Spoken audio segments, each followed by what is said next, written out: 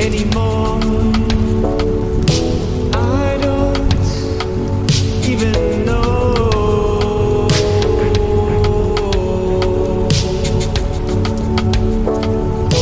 I don't even know why I try anymore. I don't even know.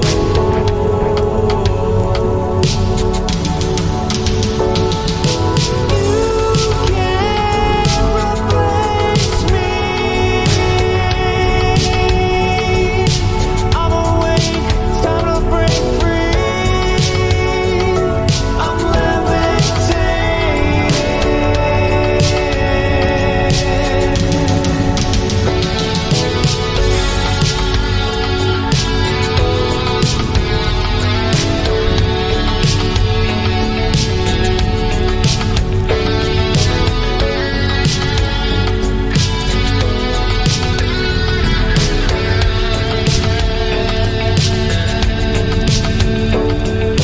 I don't even know why I try anymore.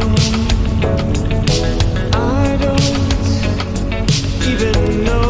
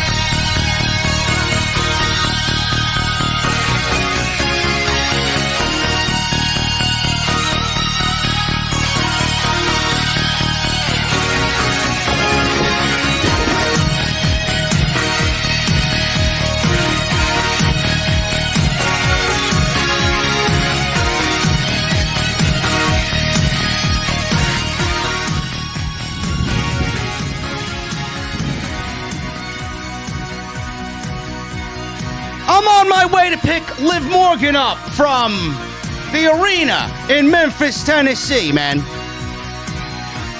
I feel like she could use a cold beverage for being one big fat loser tonight.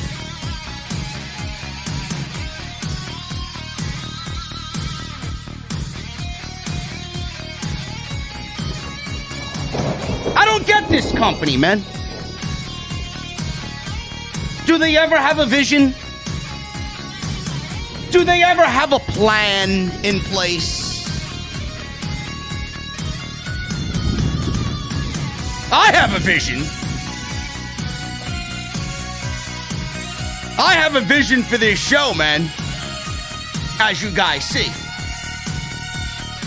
That's why I'm the fucking best at what I do. But I don't get this company, man. They had one thing to do. It's seemingly always one thing to do, and they never get that one thing right.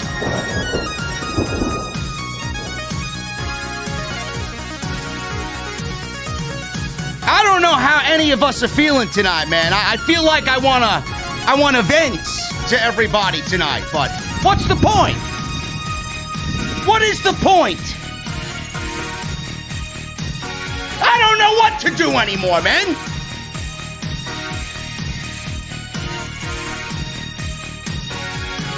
Look at this guy, Jesse. Jesse, why are you calling me, bro? You should be at the fucking venue. I know there's no ice in the bins. And if I see one bottle of peanut butter whiskey missing from the shelf, oh my goodness, man. Don't let me get Thunder Rosa on speed dial. Fucking guy, man. Anyway, I don't know what you guys are doing, man. We're gonna go over a bunch of shit tonight. We're gonna have a good time tonight, man. I don't know what you guys are planning on doing, but I'm going to the venue. So hopefully I meet you over there, but I got one question before I go. You should know what that question is by now.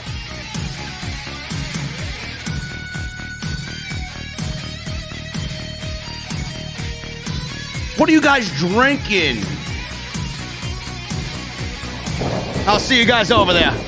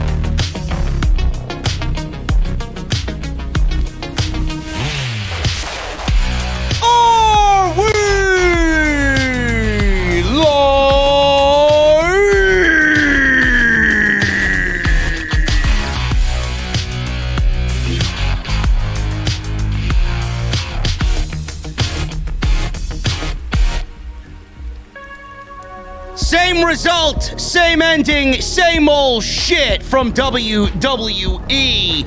We are live, man!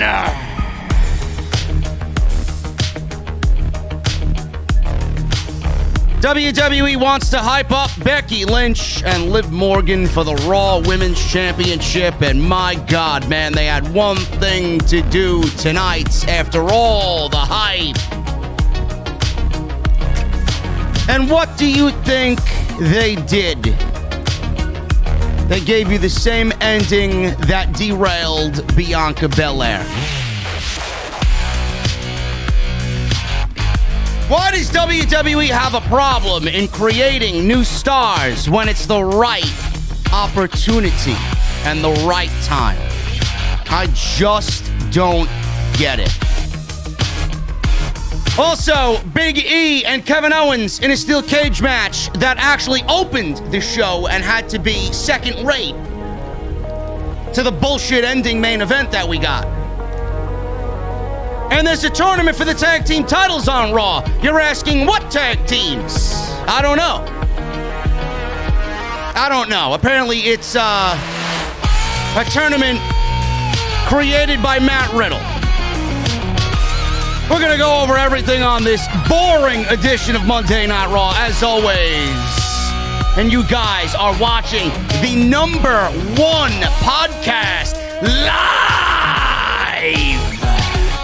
right here in the IWC. This is your Monday Night Raw post show on Off the Script.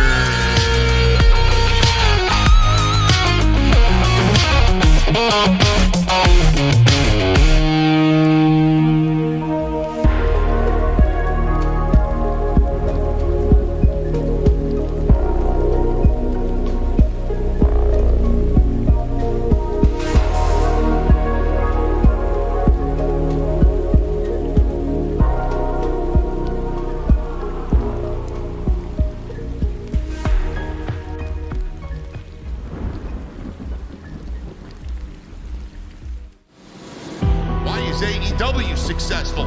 Why is Tony Khan running his promotion better than Vince McMahon and Bruce Pritchard are running Monday night and Friday night? Long-term booking.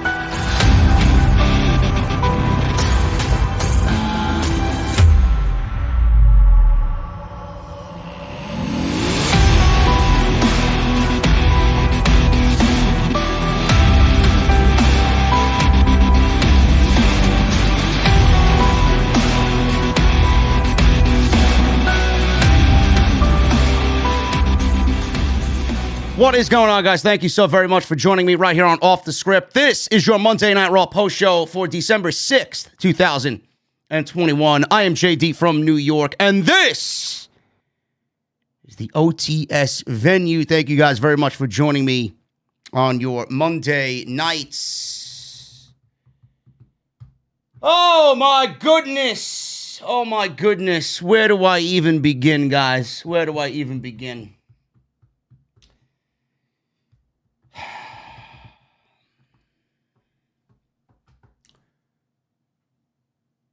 WWE,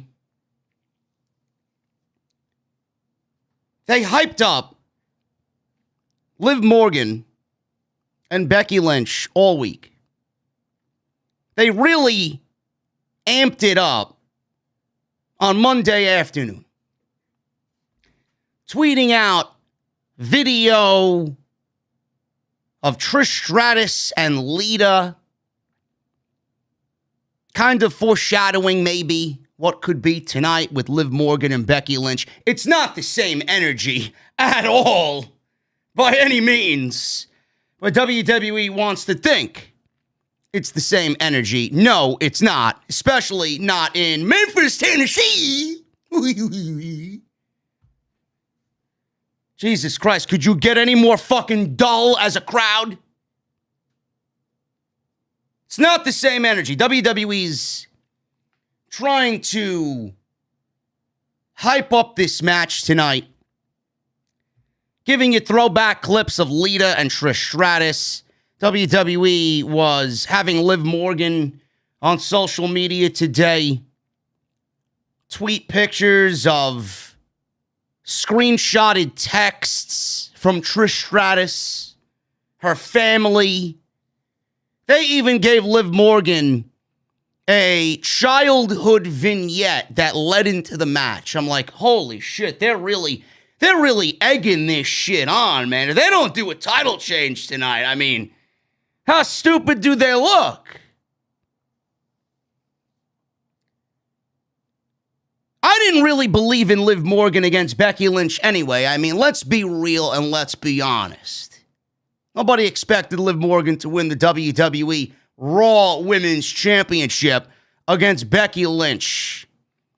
Becky Lynch is absolutely the number one priority when it comes to women's professional wrestlers in WWE. There was a time and a place where it was Charlotte Flair. That is not the case any longer. It is Becky Lynch. They bow to Becky Lynch. Becky Lynch is a big merch seller. Becky Lynch is their golden goose. WWE is not taking the title off of Becky Lynch, and if they do, it will not be away from Becky Lynch for very long. I didn't believe in Liv Morgan from the word go. WWE has dropped the ball and underutilized Liv Morgan for many, many, many years. They didn't take Liv Morgan to be a serious threat to anybody. All they thought was Liv Morgan is good enough to get by a 3-minute match and fill a segment on a 16-17 segment Monday Night Raw, and that's it. They did not even know what they had in the palm of their hand. Now, I'm not saying Liv Morgan is the best professional wrestler in the women's division. She's far from it. But all I hear from people on social media and people who train inside the Performance Center, all I read is reports, throughout the years. If there's one person that you would look at and say who is the most improved out of everybody and deserves an opportunity to really showcase themselves, a lot of people usually said Liv Morgan. And Liv Morgan was pretty much a sitting lone duck in WWE when they got rid of Ruby Riott and they got rid of Sarah Logan. Liv Morgan was, in my honest opinion, you look at Liv Morgan, you're looking at your clock, right? When is she going to be let go by WWE? Do they have any value in her? She's gotten a lot of play as of late. And rightfully so, because anytime somebody calls out WWE, anytime fans call out WWE, I'm waiting there with my chair pulled up and my fucking popcorn and cold beverage ready to go. Man, I love it. I love when they get shit on. I love to shit on them. I love to make them look stupid. I really do. I live for it. That's why I do this show every week. WWE, 4 years, they saw nothing in Liv Morgan. And I don't really understand why. What makes Liv Morgan so different from everybody else on the roster? Why wasn't Liv Morgan given an opportunity before this title match with Becky Lynch tonight? I mean, what is it? Did she not do something that management asked her to do? Is she not blonde enough? Is she not tall enough? Is she not plastic enough? Like, I don't understand why Liv Morgan wasn't pushed from the word go on television, especially when you saw her training her ass off and trying to get better and trying to be a better version of herself. What is it? Why didn't WWE push Liv Morgan? She's over with the fans. Fans want to see more of her. She's not terrible in the ring by any means. She's better than Alexa Bliss. She's better than Dana Brooke. She's better than Tamina Snuka, right? So why isn't she given more of a role on this show? What is it? It's got to be something. And the more you hold somebody like that back, the more people want to see her. The more people want to root for her and cheer for her. Fans are legitimately waiting to cheer for Liv Morgan. Not Memphis. I don't know what the fuck they were waiting for. I really don't. Maybe there was a cow blockage on the highway and everybody got concerned and they took their attention off the fucking wrestling show tonight. I don't know what the fuck was wrong with those people tonight. People are ready to cheer Liv Morgan. People are ready to root for her and see her succeed. It's felt in the air. Not necessarily Liv Morgan per se. It could be anybody, really. But I think people are ready for new. People are ready for new faces to be pushed. They don't want to see Becky Lynch every fucking week. They don't want to see Charlotte Flair every single week. They don't. It gets boring. And then when you try to introduce somebody like Liv Morgan, nobody gives a shit. Nobody takes them seriously because you haven't given them jack shit of an opportunity. It's a vicious circle in WWE. WWE had one thing to do and one thing. It was very easy. That is crown, no matter how short it would have been, a new Raw Women's Champion. That's all they had to do. I watched this match. I watched the lead into the match, and I'm saying to myself, I've said for weeks, Becky Lynch is not losing this championship on this show. So I'm glad that my prediction was correct. And if I wasn't correct, I would have come on here and congratulated Liv Morgan, and I would have praised Liv Morgan, and I would have apologized to everybody that I got it wrong. But I did. We predicted correctly on this show. Becky Lynch is still the Raw Women's Champion. But what exactly does the lead-in do after we see Liv Morgan end up like everybody else in that women's division? At the end of the day, you can sit there and come up with all these different fucking ideas for Liv Morgan. When she should win the title, how long she's gonna hold the title, book her to win the Royal Rumble. Yeah, right. Yeah, right. I'd like to see it, don't get me wrong, but you guys are really out there, man. Holy shit. Holy shit. Bunch of comedians out there. You can come up with any idea you want. At the end of the day, Liv Morgan takes an L. Liv Morgan looks like a loser. And in typical WWE way, it was the same ending that beat Bianca Belair. How creative, Bruce. Man, oh man, it seems like you're working fucking overtime this holiday season, right? Or is it that you're stuffing your fucking face with gingerbread cookies? Which is it, slob? Put down the fucking cherry pie, put down the fucking snickerdoodle, and get to fucking work, okay? You had one thing to do tonight, and you failed. Again, Monday Night Raw and failure in the same sentence. Who would have thought? The same old shit, the same fucking ending, the same result, the usual suspects get over, and everybody wants one person to win the fucking match, and who wins the match? Everybody that wanted Liv Morgan to win the match? Yeah, go fuck yourself. You ain't getting Liv Morgan.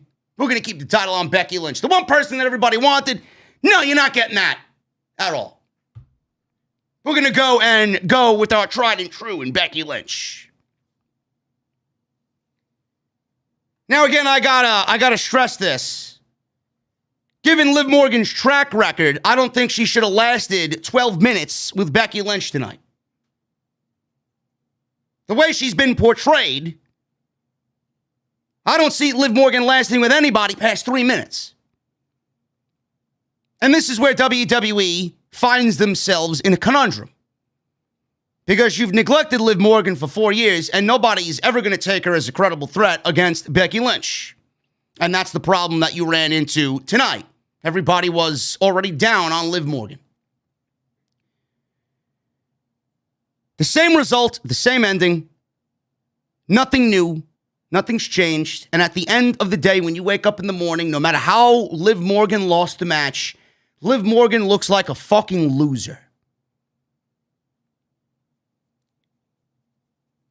And the sad thing of all is, WWE put this match on in the main event, thinking that everybody was going to get a happy go home ending. And all we got was the prototypical Monday Night Raw formulaic bullshit. Which, by the way, you bypassed the WWE champion for. You know, your WWE champion was in a steel cage match tonight against Kevin Owens. The WWE champion seems to be an afterthought on this show, but you've opted to put Becky Lynch and Liv Morgan in the main event with a bullshit ending over your WWE champion who won his match. I don't see how anybody thinks that's a right creative decision there, which I'll touch upon in a little bit when we get into the review. But WWE had one job to do with Liv Morgan, and they didn't do it. Now, I'm not really holding my breath for anything to drastically change here.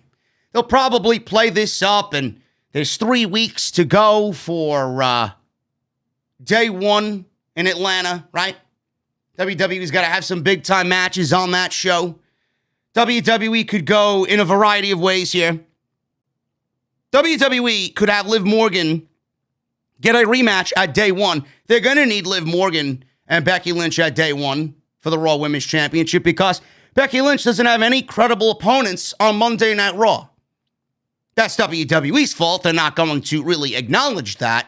But Becky Lynch doesn't have any true legitimate opponents on Monday night. Liv Morgan is it for the next 3 weeks, and they're not going to give you a different contender in the next 3 weeks. It's going to be Liv Morgan. So whatever you saw tonight, WWE is going to give you at day one. I am not an idiot. I knew that as soon as I saw the ending. I didn't like the ending because it's the same old shit. WWE could have easily given Liv Morgan the championship, but have her drop it at day one. At least everybody would have went home happy and gotten what they wanted, lasting 3 weeks. But WWE is absolutely going to give you Liv Morgan and Becky Lynch for the Raw Women's Championship at day one. Does WWE do the title change on the pay-per-view? Possibly. WWE also has another pay-per-view happening in January called the Royal Rumble. If Liv Morgan beats Becky Lynch at day one, Liv Morgan will not see past the Royal Rumble as Raw Women's Champion. She will definitely lose the Raw Women's Championship at the Royal Rumble back to Becky Lynch. Becky Lynch is going into WrestleMania as the Raw Women's Champion. That will not be Liv Morgan. Liv Morgan will not go into WrestleMania as the Raw Women's Champion. So that's where I think they're headed with this. Does it derail Liv Morgan? I don't know how much it really does derail Liv Morgan. Liv Morgan was already derailed coming into this match. How much does she really lose, losing to Becky Lynch tonight? All it shows is that WWE has no real credible contenders for Becky Lynch on Monday Night Raw. It's Liv Morgan, and this was fabricated out of sheer fucking randomness because Bianca Belair is apparently feuding with fucking Doudrop. And outside Doudrop and Bianca Belair, there is nobody on the brand. So what is WWE going to do heading into WrestleMania for Becky Lynch? My thought is maybe Asuka. My thought is maybe Bayley. We don't know where those two women are going to fit in.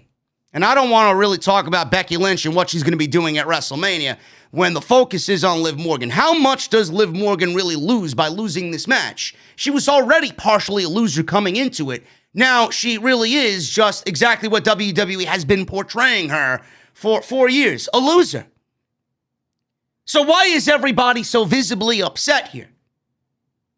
I just told you exactly what WWE's mindset is going to be. Liv Morgan may end up winning the Raw Women's Championship and then only dropping it back to Becky at the Royal Rumble. It's almost exactly what Edge and John Cena had. When Edge cashed in Money in the Bank, he beat John Cena at the New Year's Revolution show. And then he dropped the WWE title back to John Cena at the Royal Rumble legitimately in the same month. It is the Edge and John Cena effect. That's what they're going for with Liv Morgan and Becky Lynch. But then I'm going to question, what exactly does that do for Liv Morgan? You're actually being counterproductive if you go and do something like that. What does it do for Liv Morgan to beat Becky Lynch only to drop the title 3 weeks later to Becky Lynch at the Royal Rumble? It's almost as if it never happened. Nobody's going to look at that title reign as, oh my goodness, what a great title reign for Liv Morgan. She will have no opponents outside Becky Lynch. She will have no title defenses outside Becky Lynch. And it's almost as if you're giving her a championship as a token reward. Thank you for being here for 4 years, and then you'll end up releasing her by the middle of the summer. Good luck in your future endeavors. So what exactly is all of this possibility going to do for Liv Morgan? That's what I want to know. This is me thinking ahead now. What is it going to do? Nothing. Liv Morgan will be back in the same fucking position that she's been in for 4 years. A relative unknown that goes out there and has 2-minute matches and looks pretty well doing it. That's it. That's exactly where they're going with us. I see the writing on the wall right now. So nobody should really be upset. You're going to get Becky Lynch and Liv Morgan at day one. But I don't like the lack of creativity on WWE's end. This was legitimately the same ending that we got with Bianca Belair. The same fucking ending that we got. And then Liv Morgan does nothing. She sits there and cries and doesn't say anything to the fucking referee, knowing that she just got fucked. Absolutely lazy booking. That's all it is. Liv Morgan's not going to be made into a new superstar. Liv Morgan's not going to be a new face on Monday Night Raw. WWE will go right back into the same fucking boat that they're in. They don't know how to book baby faces. They don't. Becky Lynch will have no body. WrestleMania up and down. WWE wants to fill AT&T Stadium. Liv Morgan's not going to fill AT&T Stadium. This is it. After this, Liv Morgan peaks. That's it. There's nowhere to go but down for Liv Morgan. So don't be too upset yet. We're going to get that day one match in 3 weeks. WWE Monday Night Raw, another snooze fest tonight. There were a couple of bright spots, but mostly a sea of negative on this show. Looks like we may be getting the breakup of Omos and AJ Styles. Thank Christ. Thank Christ. Now, I don't advocate for them to break AJ Styles and Omos up and then have Omos go on a singles run. That's not exactly what the right creative decision is in this case. AJ Styles needs to be a singles guy and Omos continues to be his muscle. That's the way it needs to be. There's too many great talent on this show, and AJ Styles is one of them that's being absolutely neglected right now. Omos is nowhere near ready to be in the ring by himself.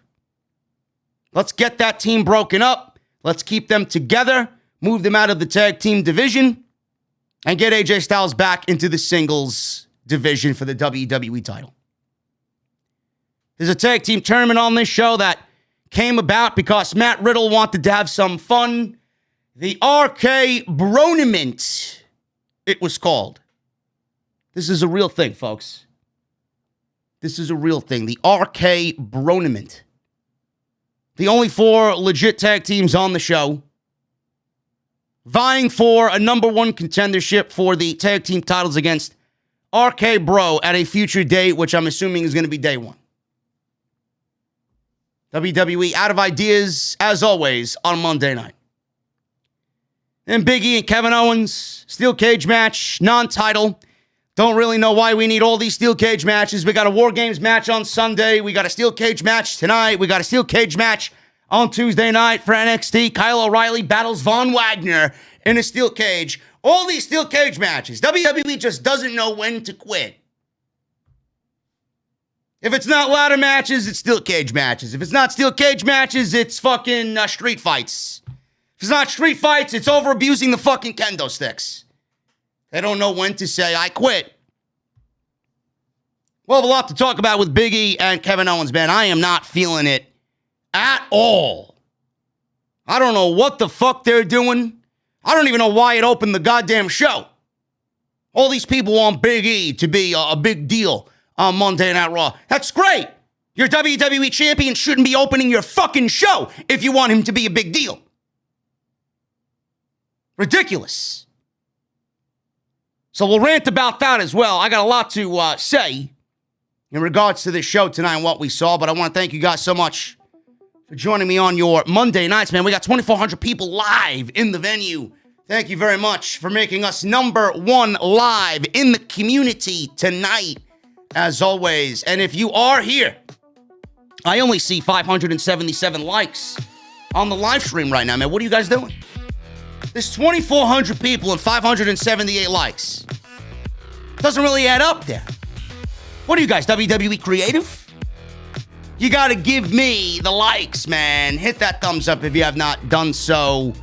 And show your support for the podcast. Let's try for a goal of 1,250 likes tonight. Live on the live stream. Hit that thumbs up and support OTS. Follow me on social media at JDfromNY206.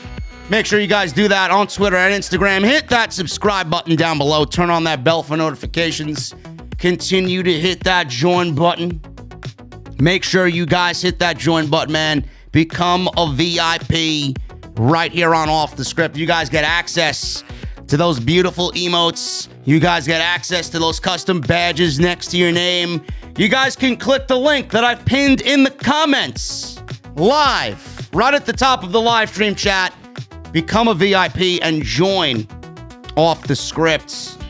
Make sure you guys go check out all the other videos that you might have missed, including today's OTS Extra, where we talk about Jeff Hardy and the possibility of a relapse by Jeff Hardy. He was removed from the WWE house show in Corpus Christi, Texas. Nobody knows what's going on with Jeff Hardy right now. I give my thoughts on that today. So make sure you guys go and check that out. Go get your t-shirts, man. We got some great merchandise on Bonfire. Bonfire.com is the exclusive home of Off the Script. We got the throwback designs. The OTS white and black, NWO inspired, and the LTB. Long-term booking. Wolfpack inspired. Throwback designs now available on Bonfire. Link is down below in the description, or you guys can look underneath the video player that you're watching me on right now, and you'll see the entire store right there. Click the shirt you want, including these two. It'll take you right to Bonfire, and you guys can use code SCRIPT at checkout for 15% off anything on their website, man. So make sure you guys use code SCRIPT at checkout and shop and get some swag for yourself this holiday season from the official Off the Script store at bonfire.com. And the podcast today is brought to you by my great friends over at Honey. Join honey.com/off the scripts. You guys are going to start shopping this holiday season. I know you are. I haven't even begun yet. But I tell you what, when I'm going to do my holiday shopping, I'm going to use Honey. I'm going to save some money using Honey. Join honey.com/off the scripts. Download the free web browser and support the show today right here on the Monday Night Raw post show on Off the Scripts. Let's get into the news, man. We got Monday Night Raw to talk about. Biggie and Kevin Owens open the show. Steel cage match. Don't really know why there is a steel cage match on tonight's show. Really doesn't make any sense whatsoever why there is a steel cage match. I guess Big E maybe had advocated for a steel cage match because he wants to beat the living shit out of Kevin Owens. I don't know. I don't know if that was said or not. But there really isn't a logical reason for there to be a steel cage match. Kevin Owens already manipulated himself into the WWE title picture at day one, getting himself a triple threat match with Big E and Seth Rollins. So why exactly does there need to be a steel cage match? And Rollins looked like a fucking fool last week because he knew exactly what the consequences were if he interfered in the match, and he interfered in the match anyway. Kevin Owens might have looked like a bright individual, but Seth Rollins looks like a fucking idiot. That's the way I see it anyway. Why would you intentionally get a disqualification ending in that match and let your anger get the best of you, knowing that now you are at a lesser odds at day one to win the WWE Championship because now Kevin Owens is in the match? It doesn't make any sense. I don't know who looks at this and says this is good writing or good storytelling. I think it's terrible. I really do. The first criticism I have here about this opening the show is we just saw NXT TakeOver War Games on Tuesday night. The main event was a 4-on-4 War Games steel cage match. And legitimately, the first thing that we see on Monday Night Raw is yet another steel cage match. That's number one. You're going to steel cage match everybody to death, and nobody's going to give a shit about steel cage matches. Steel cage matches and the allure of steel cage matches have deteriorated in WWE along with all their other fucking gimmick matches because they over-abuse it. A steel cage match should not be brought into the equation unless it is going to be the finale of a feud. That's it.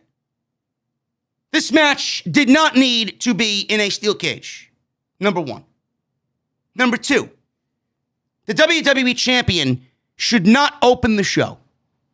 Everybody wants Big E to be this priority on Monday night. They want him to be the man on Monday Night Raw. The WWE Championship, right now, with Big E holding the championship, when it opens the show, it speaks to me as not being important. When you open the show with the WWE Championship, especially looking back at what we got in the main event tonight, there's no reason why the steel cage match and the WWE Champion should not have been on last. If that was the ending that you were going to give us with Becky Lynch and Liv Morgan, there's no reason why that match needed to close the show. That match should have opened the show. Opened the show. Just like Becky Lynch and Charlotte Flair did. It was the same ending in Survivor Series. The same ending. So why didn't this open the show tonight? The WWE Championship should be treated as a priority. Big E should be treated as a priority. He hasn't looked good in this feud. He didn't look good tonight by beating Kevin Owens. He got his ass handed to him at the end of the match. The WWE Championship opened the show. It looked like a fucking afterthought. It felt like everything else on the show. And WWE really didn't do Big E any favors against Roman Reigns. That was a very decisive outcome. Roman Reigns demolished Big E. There was nothing in that match that spoke to me as Big E is on the same level as Roman Reigns. Not one bit. At all. So what exactly has Big E done with the WWE Championship that's got people raving about his run? He's done nothing. He's done nothing with the championship, and I don't even blame him for that. WWE doesn't know how to book babyface champions. He is following the same terrible route that Drew McIntyre was on. He eventually got fucking boring. Same thing is going to happen to Big E, probably a little bit quicker. Because what Big E does not have working for him is that the majority of the audience doesn't look at Big E as a legit guy. He's still doing the gyrating. He's still fucking thrusting his hips. He's still dancing around. You know, there is a certain appearance you need to have as a WWE champion. Big E, when he does that, a lot of people, and you would be surprised how many people are turned off by that type of thing. They don't look at him as a WWE champion. They're not really doing Big E any favors. They're not. But the WWE Championship should always be the last thing on the show. There is absolutely no reason why the Raw Women's Championship should close the show. I saw people on Twitter tonight. Oh, Liv Morgan deserves to main event over your WWE champion? The fuck has Liv Morgan done to deserve a WWE main event on Monday Night Raw for the Raw Women's Championship? She's been in 2-minute matches for the last 4 or 5 years, but she deserves a main event on Monday Night Raw over WWE Champion Big E. That made my brain fucking melt into a puddle of jello. That's how stupid comments like that come off. You're clearly pandering to an agenda, and you're not pandering to common sense and logic at that point. And that's what makes me violently ill watching all this shit while watching Raw on social media. Give me a fucking break. WWE is failing Big E as WWE champion. The other fucking problem I have with this is Big E's not really looking all that good coming out of this. He's not looking good as WWE champion. Neither is Kevin Owens. Seth Rollins is doing the best work of his career with what he's got right now. This is the best solo Seth Rollins we've seen. I don't care if Seth Rollins wins the title. I don't care if Big E wins and retains the title. I don't care if Kevin Owens wins the WWE Championship. WWE has presented this storyline as so formulaic and so ordinary that I don't know who I want to win. I'm not invested in Big E. I'm not invested in Kevin Owens. And I'm not invested in Seth Rollins. This storyline is so fucking lame that I feel no emotional attachment to any one of these guys for this WWE Championship match. That's a fucking problem. At the end of the day, I'm going to go with Seth Rollins because, and this has nothing to do with the storyline, he deserves it most. Because he's actually kicking ass in the role he's given. And WWE, again, I got to stress this enough, and I have to stress this enough because people don't fucking understand. They don't know how to book baby faces. You might as well put the title on a fucking heel. Kevin Owens is not doing anything to enhance this anyway. Everybody expects him to walk and leave the company. He's just there. He does not feel important at all. He doesn't have any momentum. Losing by DQ, losing tonight's steel cage match. How could this guy be put in a championship match, continue to lose, and then you expect him to have any momentum, or you expect the fans to care about Kevin Owens? It's ridiculous. So we got one heel doing the best work of his career, a WWE champion that WWE is booking really, really shitty right now, and nobody takes as a legit threat, or a legit guy, a number one babyface on the brand. And then you got Kevin Owens, who just exists. He's just there. So who exactly are we going for here? Big E won this cage match. He beat Kevin Owens. The one good thing about this match is that Kevin Owens did not take a pinfall loss inside the steel cage. WWE typically says you can win by pinfall, submission, going over the top, or exiting through the door and both feet hitting the floor. Sometimes they don't say that. Sometimes it's just pin or submission. But tonight, Big E walked out of the cage and he won the match. At least Kevin Owens didn't get pinned again, but a loss is a loss. He still lost. Doesn't really bode well for him winning the WWE Championship. So, Owens early on tried to leave. Big E stopped him. Owens responded with a moonsault off the top rope for a 2 count. Big E drove Owens into the side of the cage. Big E then tried to leave through the door. Even though he said he wanted to beat the shit out of Kevin Owens, he wanted to leave through the door. So Owens stopped him eventually from leaving through the door. They were up top on the top rope. Owens hit a sunset flip powerbomb for a 2 count. Big E came back with a belly-to-belly suplex. Owens responded with a super kick and a cannonball in the corner. Owens then applied a Boston Crab. Big E dragged himself towards the door. They got close to the door. Rollins appeared and slammed the door in the face of both Biggie and Kevin Owens, knocking them back, and he started yelling at the referees to lock the door and leave them animals in the cage. So Biggie again stopped Owens from leaving out the door. Couple moments later, Owens raked his eyes before hitting a frog splash off the top rope. Biggie came back with an STO or a Uranagi for a cover and a 2 count. Biggie blocked a stunner, but ran right into a pop-up powerbomb by Kevin Owens. Owens went for a cover. He only got a 2 count off the pop-up powerbomb. Biggie blocked Owens from leaving again, and then he goes up top. Second rope, actually.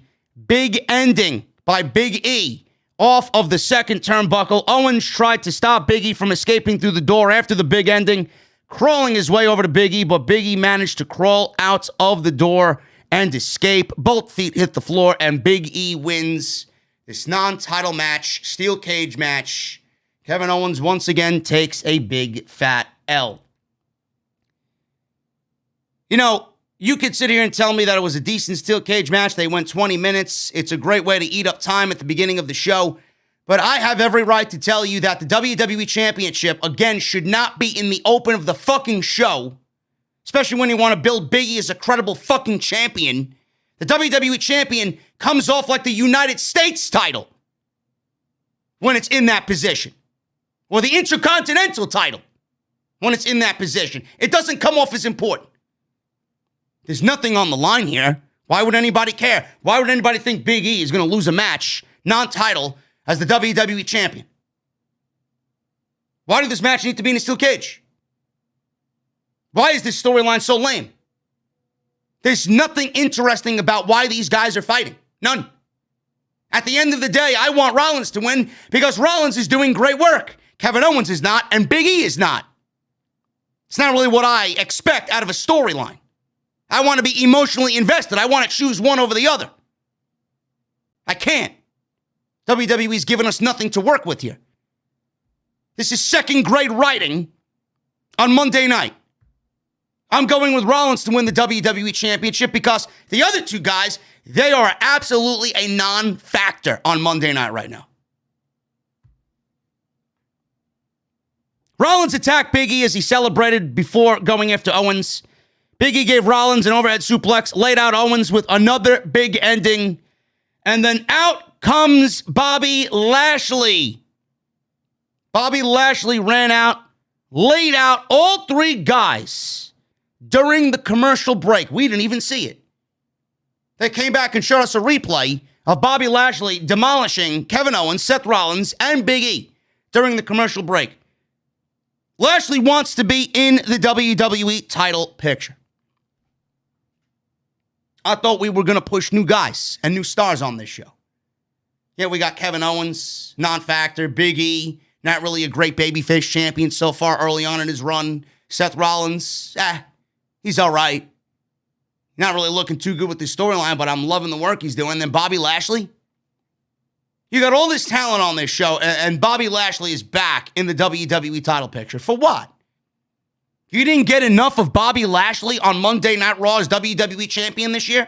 You took the title off of him, so you wanted to feed us a fucking Bill Goldberg match that nobody fucking cared about. Now you want to put him back in the title picture? I'm sorry. Keep him away from the WWE title picture. He's had the title long enough. Nobody cared then, and nobody's going to care now. He had his one moment winning the title. I don't think anybody's going to care for a second reign by Bobby Lashley. Maybe you shouldn't have taken the title off of him when you wanted to do the fucking Goldberg match, but you wanted to do the Goldberg match, right? Bobby Lashley theoretically should still be the WWE champion and taking the title into WrestleMania. But what the fuck do I know? If you wanted Bobby Lashley in the title picture, Bobby Lashley should still be the fucking WWE champion. No, but you had to crown Big E, the WWE champion, right? You had to crown him the WWE champion. Early. I told you it was not the right time. How good would it have been if Bobby Lashley was cashed in on at WrestleMania by Big E? Give me a fucking break, man. Now you want to put Bobby Lashley in the fucking title picture. Nobody gives a shit about that. Nobody wants to see it. I'm not interested in a Biggie Bobby Lashley match now. That ship has fucking sailed. Sailed. I don't want to see Bobby Lashley versus a Rollins or a Kevin Owens or an Edge. Bobby Lashley does nothing for me. You made it work because you booked him pretty decently. Now that he's got the championship, or doesn't have the championship, rather the championship's on Biggie, I don't want to see him win the championship again.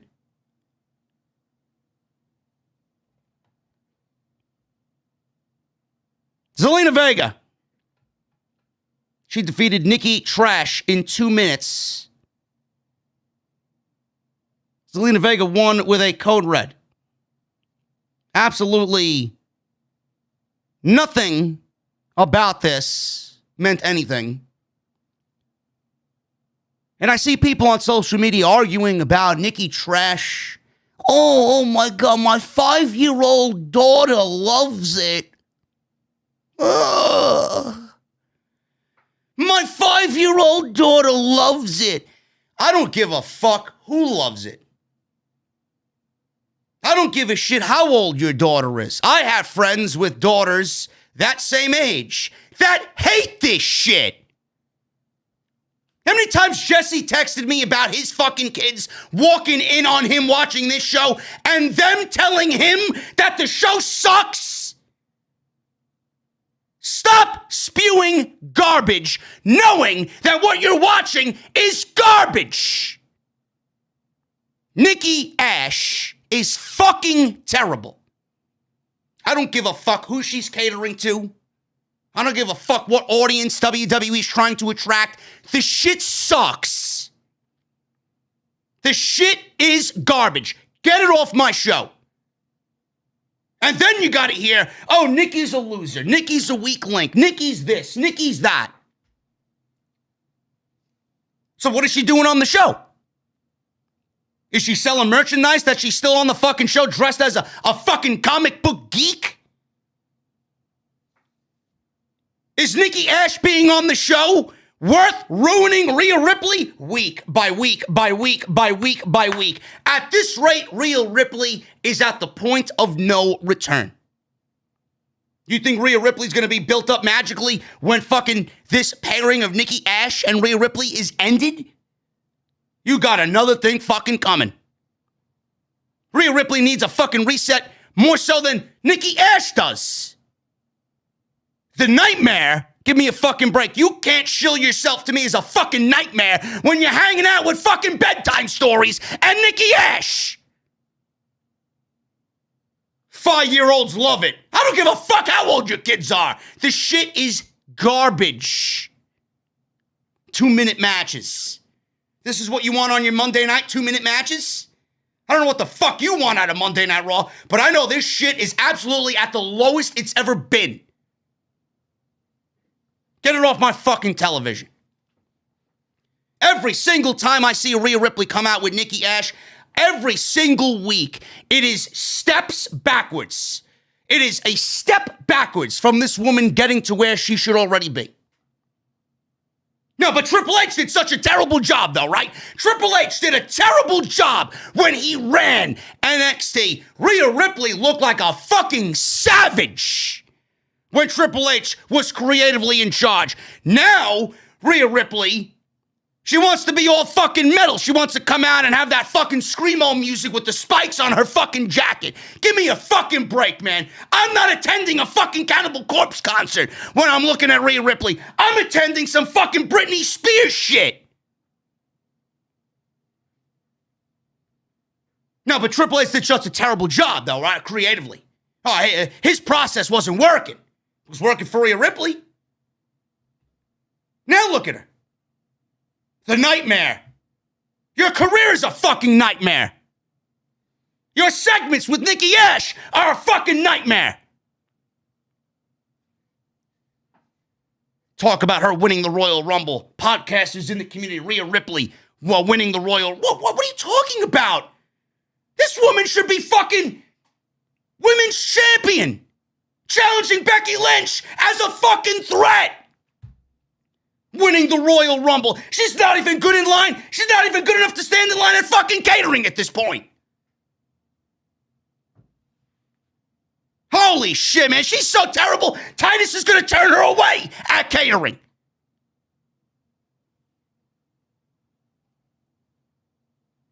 And my frustration comes from the fact that I fucking care too much. That's the fucking problem. Why does JD yell? Why does JD rant? Why does JD say this and do that? Because I fucking care too much, man. Fucking sue me. You got so many talented women on this fucking show. Liv Morgan takes another loss. Rhea Ripley looks like a fucking geek. Nikki Ash is on my fucking television. She's dressed as a fucking comic book character. Coming out. Oh my God. Superhero. Then she loses in 2 minutes. And she hasn't been booked right in about 6 months. She better be selling you some fucking merchandise, Vince. I hope that's the reason why she's on TV. I tell you what, man, I would be shocked if this woman passed the list of Nick Khan's hit list. The next time Nick Khan wants to release, I'd be shocked if she's not on there. Give me a break, man. Give me a break. 2 minutes. And listen, Zelina, honey, do me a favor. Drop the accent. You ain't getting over with that shit, man. I want to fucking rip my ears off listening to somebody from fucking Queens, New York cut a fucking promo in a goddamn English accent. You're from fucking Queens. You should be a fucking bitch of a queen. Now, you want to play royalty. Yeah, that's believable, right? Holy shit. Whoever she's getting advice from, man, oh my goodness, man. Nobody is invested in Queen Zelina. Nobody. Fucking shit, man. This show sucks. I'm only through 2 matches. I had to sit through 3 hours of this fucking garbage.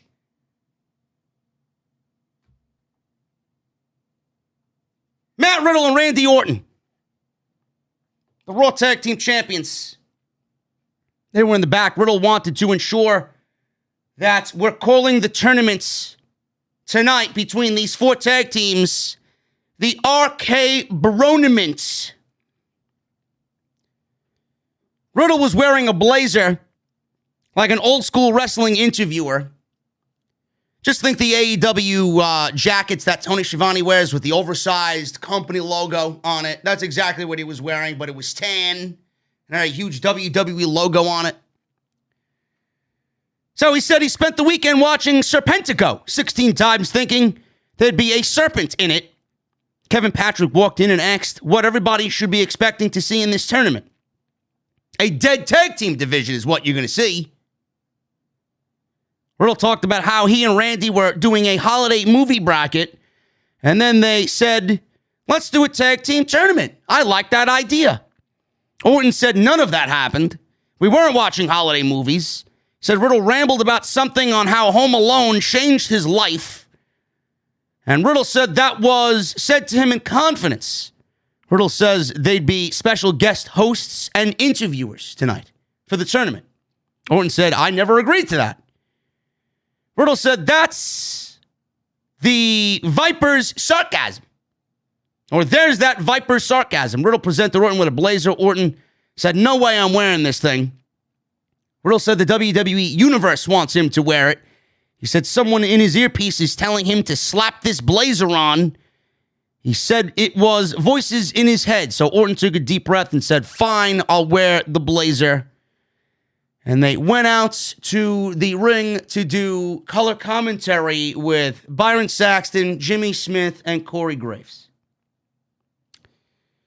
Backstage, Rhea Ripley was talking to Nikki and trying to support Nikki. She was very down and out, just like I am every single fucking time Nikki is on my goddamn television. I'm down and out. I'm sulking. We'll get him next time. In walked a person who claimed to be Nikki's biggest fan. Then we got... Jesse just texted me. Listen to this. This is how pathetic this is. He just texted me now. He says, remember when Nikki Cross lost her last name because Karrion Kross was coming to Raw? They fired Karrion Kross. There you go.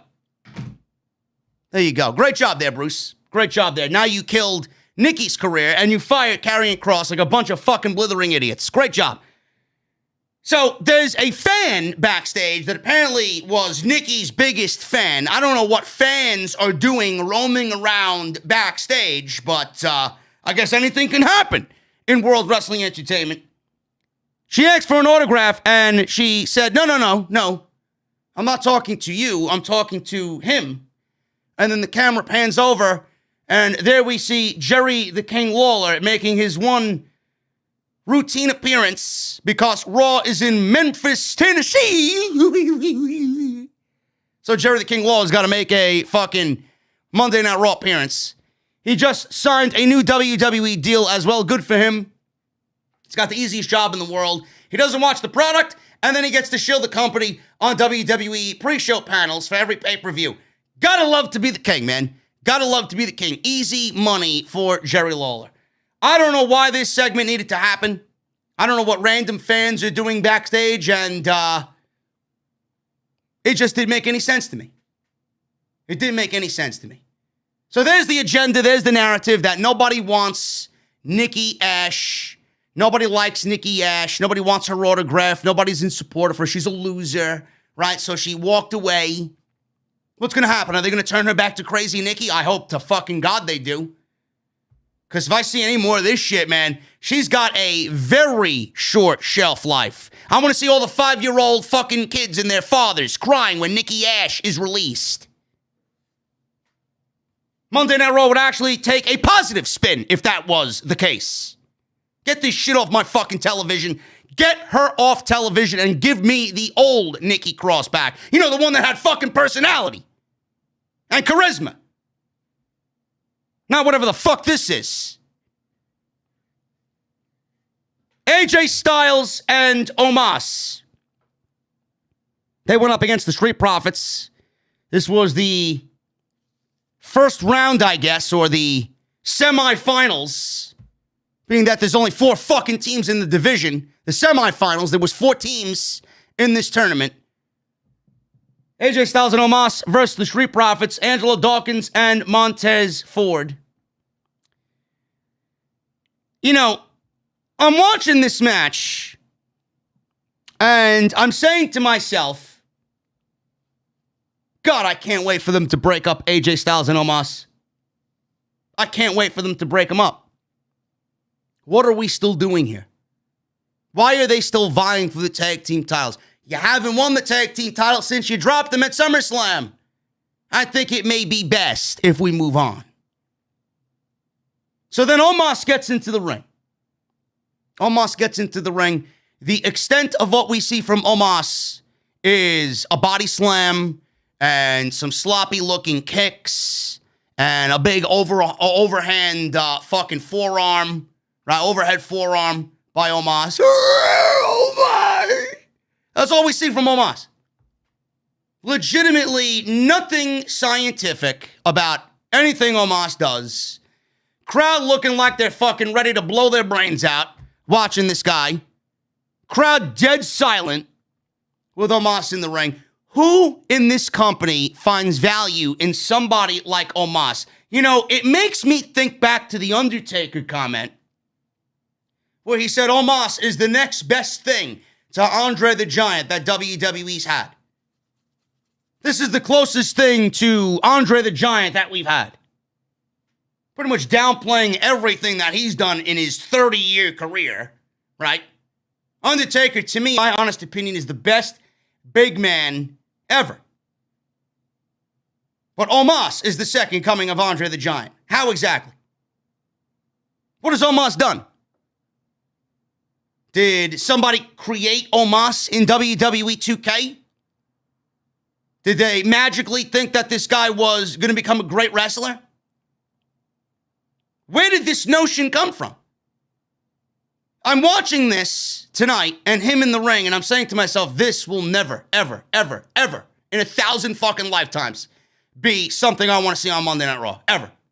This guy will never lead a show. This guy will never be good enough to be a WWE champion. Whoever is on this guy's nutsack, get the fuck off and shut the fuck up. This guy sucks. Sucks. Oh, but he's not there yet. I don't give a fuck. I've seen enough of him in fucking 12 months to know it's not going to get any better. It's not going to get any better. Stop living in a fucking fantasy. This is it.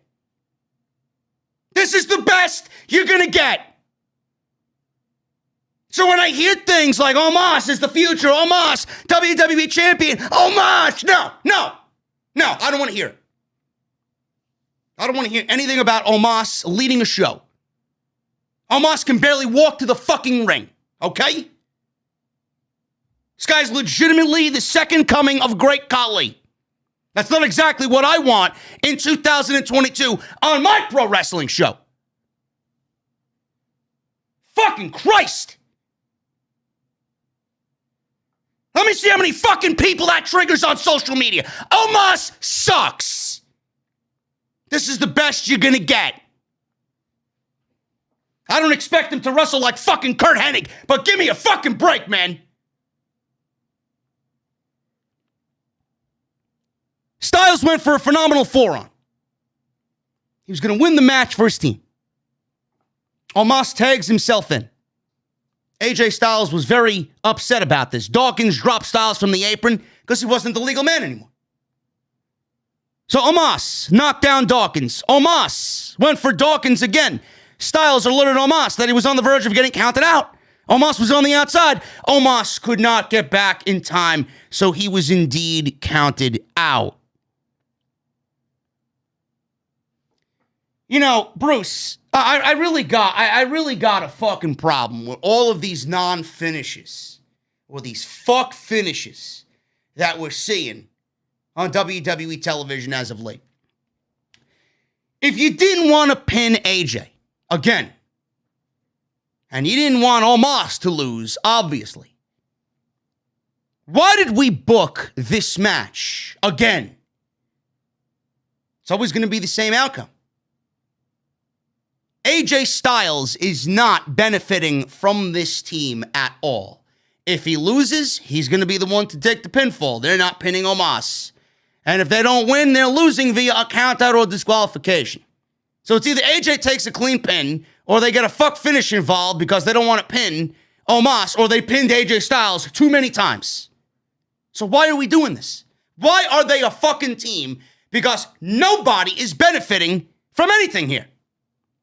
Omos is not any better than when we first saw him on day one, and AJ Styles is absolutely being booked into fucking creative oblivion. So at the end of the match, Styles tried to tell Omos that he needs to listen to him when he speaks. He put his hand on Omos' shoulder. Omos looked at him in a very nasty way, and then he walks off, and he walks away from AJ Styles. So are we getting AJ Styles and Omos finally splitting up? Is that what you're telling me? Are they broken up as of tonight? Or was this just a tease? They'll be back on the same page tomorrow and we'll see another fucking 7 weeks of this shit. What WWE needs to do is one thing and one thing only here. AJ Styles needs to be a singles competitor. If you want to keep Omos in the AJ Styles act, then have Omos act like a heavy, act like a muscle. AJ Styles needs to be in the mix for the WWE Championship. Not Bobby Lashley, not Kevin Owens, AJ Styles. Whether he wants that responsibility again or not, I don't know. But he's here right now, so you need to use him as you see him now, as one of the best professional wrestlers on the fucking face of the planet.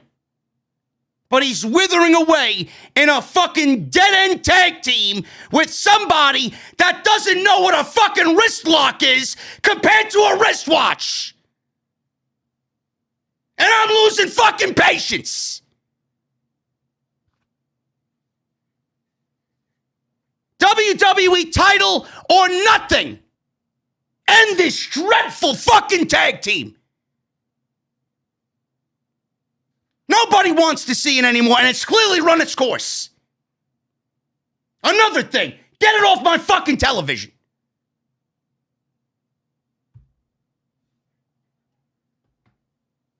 Matt Riddle entered the ring.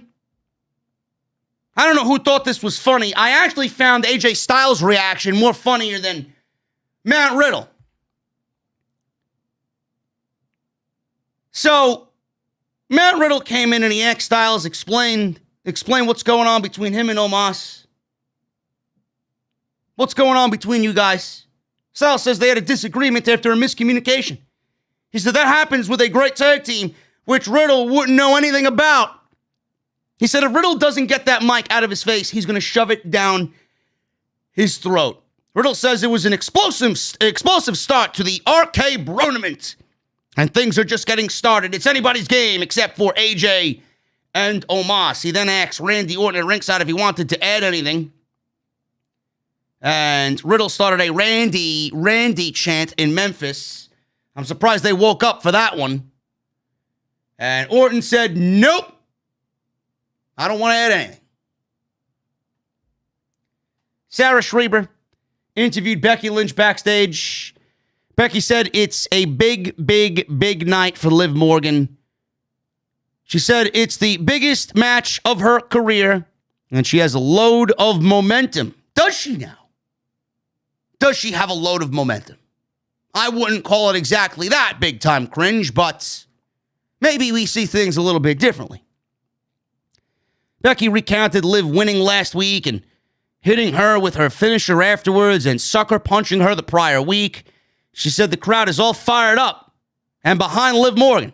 She said Liv is the new bandwagon to jump onto. She said the real battle will be in their heads and in their hearts. She said nobody really wants Liv to win. She said if you do too well, fans, they will only turn on you. She said Liv is the perfect position of being in the underdog role and being the underdog darling who never quite achieves her goals.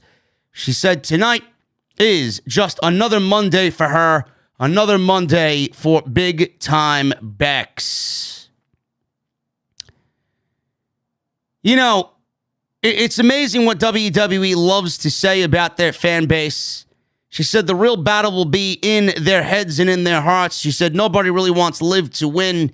She said if you do too well, the fans will end up turning on you. The fans only turn on you when they are disgusted with what they're watching on television. And Becky seems to be living in this fucking Cody Rhodes fucking fantasy world where she thinks she's a heel. I don't see anybody out there wanting to legitimately boo Becky Lynch. I don't give a fuck about Becky Lynch. I'm not really a Becky Lynch fan. I'm not a fan of this Becky Lynch. I was a fan of Becky Lynch when she finally did what she did and she broke her nose and she went on to WrestleMania and they had that great 6-month stretch with Ronda Rousey. That's what made me a fan of Becky Lynch. The underdog role that she is very well used to. She was once in it. Why do fans turn on people? Why? I'm a perfect example. Why did fans turn on Becky Lynch? Fans like Memphis, Tennessee, they don't want to turn on Becky Lynch. They want to cheer Becky Lynch. People like me, I see Becky Lynch with this fucking over-the-top gimmick, and I can't stand it. I also am smart enough to realize that Becky Lynch is not a fucking heel and that she's a babyface, but she continues to act like a heel, and it's not a genuine fucking character. It's not a genuine reaction. You're actually going against the fucking reaction. And all of this over-the-top bullshit with the coats and the jackets and the fucking over-the-top promos, you trying to sound like a fucking top dollar, bottom dollar fucking Conor McGregor. It's not working. You're trying to force something that just isn't there. If Becky Lynch was more of herself and not shitting on the fucking fans, that would absolutely aid in the fans not turning on you. Us fans. These people don't know any better in fucking Memphis, Tennessee. They don't know what fucking is right or what's wrong.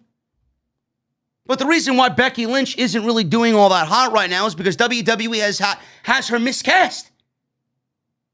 She's in a role that She's not really supposed to be playing. And I don't think people are going to be booing Liv Morgan. I think many people out there wanted Liv Morgan to win. WWE is going to be the ones to turn their backs on fucking Liv Morgan, not the fans.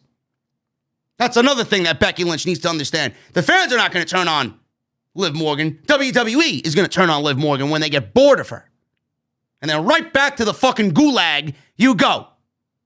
Liv Morgan. Riddle was chatting with Orton backstage prior to their match. He said he thought Orton left something on the table because they are there to take people on an emotional roller coaster ride. Orton took off his jacket and said, "This is where his broadcast career is over." Riddle was sad, but he said, "Listen, Randy, I won't let you down, bro. I won't let you down." Damian Priest versus Bobby Roode. This was a U.S. Open challenge. Dolph Ziggler was in the corner of Bobby Roode. Another U.S. title open challenge. U.S. title open challenge, TNT open challenge on AEW. I equally do not like them. Oh, but JD, you don't say anything negative about All Elite Wrestling, says the fucking uninformed idiot online. Here you go. Use this. Clip this. You won't, because you're a fucking idiot. I hate open challenges when they're done in this format. I don't like Damian Priest doing them every week, and I don't like Sammy Guevara doing them every week. It means to me, it speaks to me as, hey, we're out of creative ideas. We don't know what the fuck to do with Sammy Guevara. We don't know what the fuck to do with Damian Priest. Yeah, let's do an open challenge. Open challenge means lack of creativity. I would like Damian Priest to be enthralled in a fucking storyline. I want stories. I want a reason to care. I want a reason to care about Sammy Guevara and what he's doing. But the thing is with the open challenges, AEW does the open challenges right. WWE, they always use them as a crutch to fill fucking television time on their terrible programs. And then tonight, boggled my fucking mind. Let me see any of these other fucking podcasts out there complain about this. This is what I'm thinking. Isn't the whole fucking point of an open challenge to see who the fucking guy is or the girl is answering the goddamn open challenge? The whole thing about an open challenge is having the champion come out first, have the champion in the ring. I'm here for my open challenge. Who wants a fucking shot at my goddamn championship? And then we all wait. Who is it going to be? And then someone comes through the curtain and their theme music goes off, right? That's the whole point of a fucking open challenge. You know what WWE decided to do tonight? You know what Bruce Pritchard and Vince McMahon decided to do tonight? Damian Priest comes out first. He gets his entrance. We go to commercial break. And then when we get back from commercial break, Bobby Roode is already in the ring. He's got his fucking robe off. Ding, ding, ding. The bell rings. And then that's it. So why didn't you just schedule a regular one-on-one match before the show and tell me Damian Priest was wrestling Bobby Roode?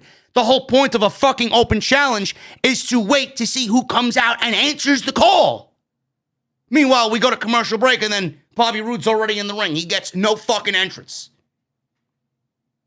With AEW, at least they do it right.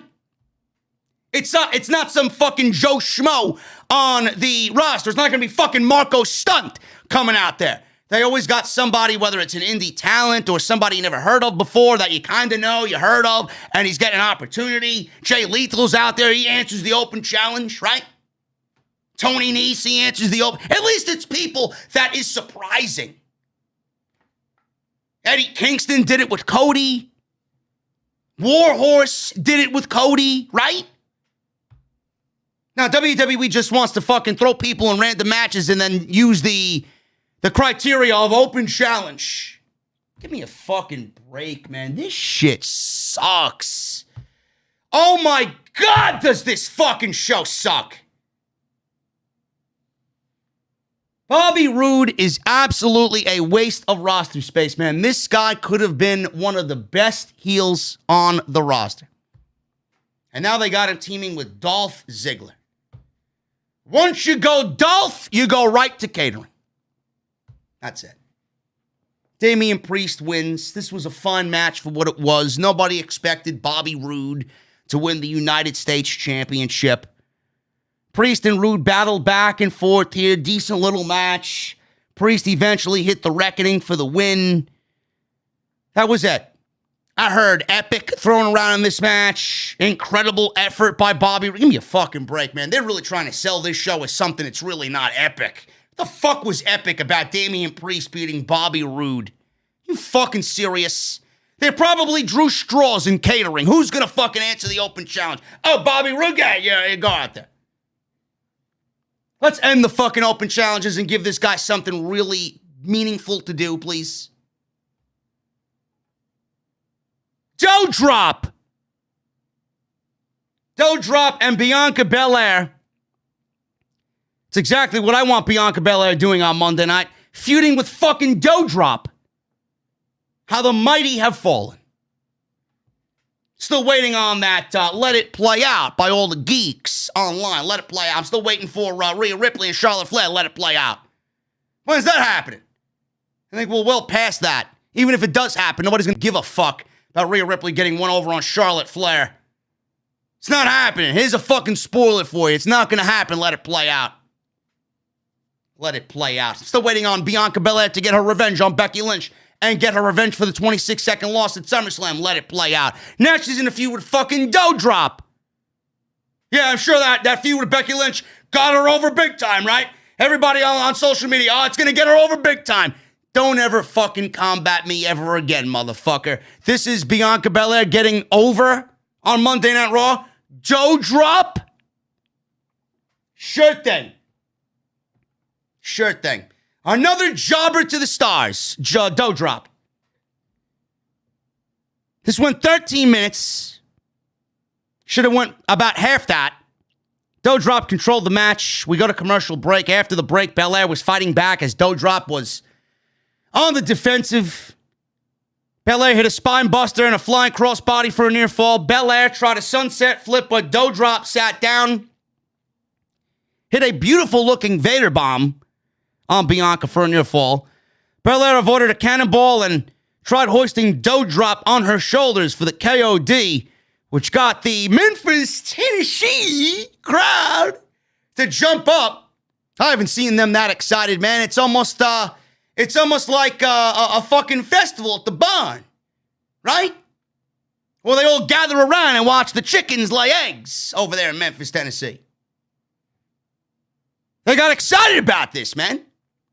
Seriously. KOD, I thought Bianca Belair was going to get the KOD on Dough Drop. It looked impressive, but she couldn't quite do it. Dough Drop was actually holding on to the ropes as well. And she rolled out of the ring to escape Bianca Belair. And then all of a sudden, she walks up the aisleway into the gorilla position, walks through the curtain. She slaps her ass, mimicking Bianca Belair, and gets intentionally counted out.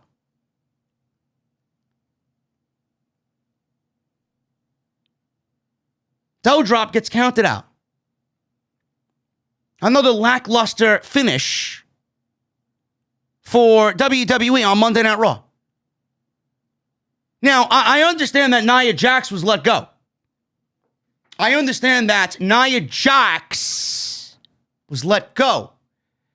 But does anybody find it incredibly bizarre that all of a sudden they have Dough Drop, who's just about the same size as Nia Jax, playing a heel and playing the role of a now released Nia Jax?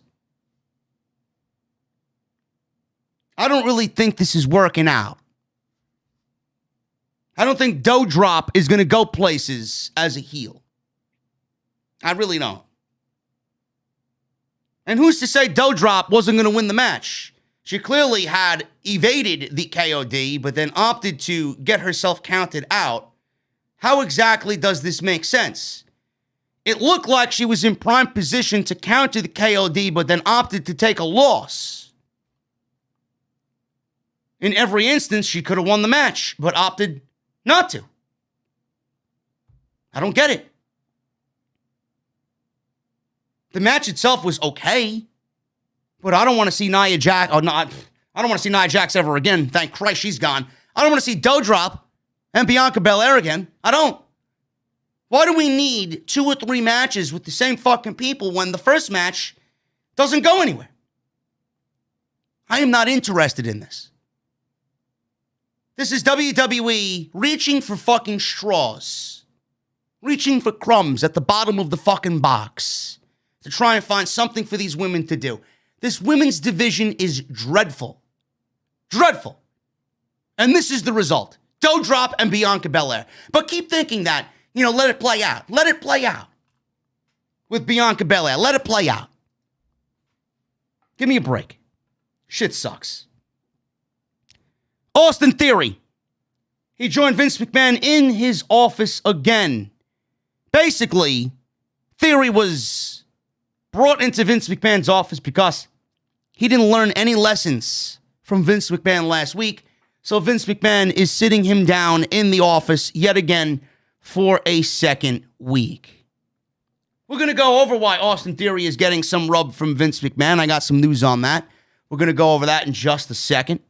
But I want to give you guys a look in the chat. And I want to see what's going on here in the chat. We got 2,500 large tonight. I appreciate you guys very much. We're almost at 1,000 likes. If you guys can continue to hit that thumbs up, I would greatly appreciate it. Hit that thumbs up. Let's try for 1,250 likes on the live stream tonight, man. So if you guys are here and have not hit that thumbs up, I would really, really appreciate it. Get those super chats in as well, guys. The bar is open. Jesse's actually doing his job tonight. He's properly pouring. The glasses seem to be nice and clean. The ice bins are packed and filled, right? Jesse's doing a good job. You better do a good job, bro. Otherwise, I'm going to have to dump you. Get those super chats in, guys. Let me know what you think of tonight's Monday Night Raw. Sound off in the super chats. And we'll hang out at the end of the show and go over all of your super chats. Also, guys, I don't know if you are aware, I will be on Fight TV this coming Saturday. House of Glory presents For the Glory. It is on Fight TV, $14.99. You guys buy the pay-per-view, you support some great independent pro wrestling, and you get one hell of a fucking main event out of it, man. The Amazing Red will go one-on-one with Malachi Black. Yes, we got Malachi Black for the show, man. And also, the former Buddy Murphy, Buddy Matthews, goes one-on-one with Low Key, man. That's going to be fucking great. And TJP battles Cashflow Ken Broadway in a grudge match. We got one hell of a card on Saturday night. And you guys can tune into the action on Fight TV, House of Glory, For the Glory. Also, today's show is sponsored by my great friends over at Honey. Join honey.com/offthescripts. Make sure you guys check out Honey and download the free web browser today. You guys are doing Christmas shopping, man. I know you guys are doing Christmas shopping. We all shop online. We've all seen that promo code. Just taunt us at checkout, man. You frantically look for codes that work, that end up not working. But thanks to Honey, they manually search for coupon codes, and all of that worrying is now a thing of the past, man. Honey is the free online browser extension that scours the internet for promo codes and applies the best one it finds to your cart.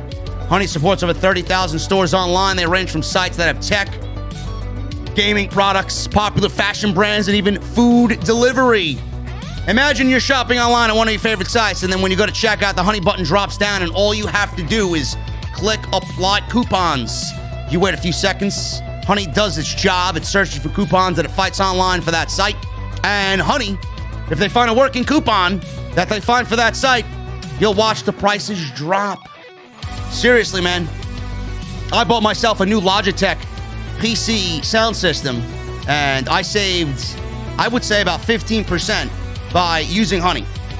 And I love it, man. I shop for all my tech and all my podcast stuff by using Honey.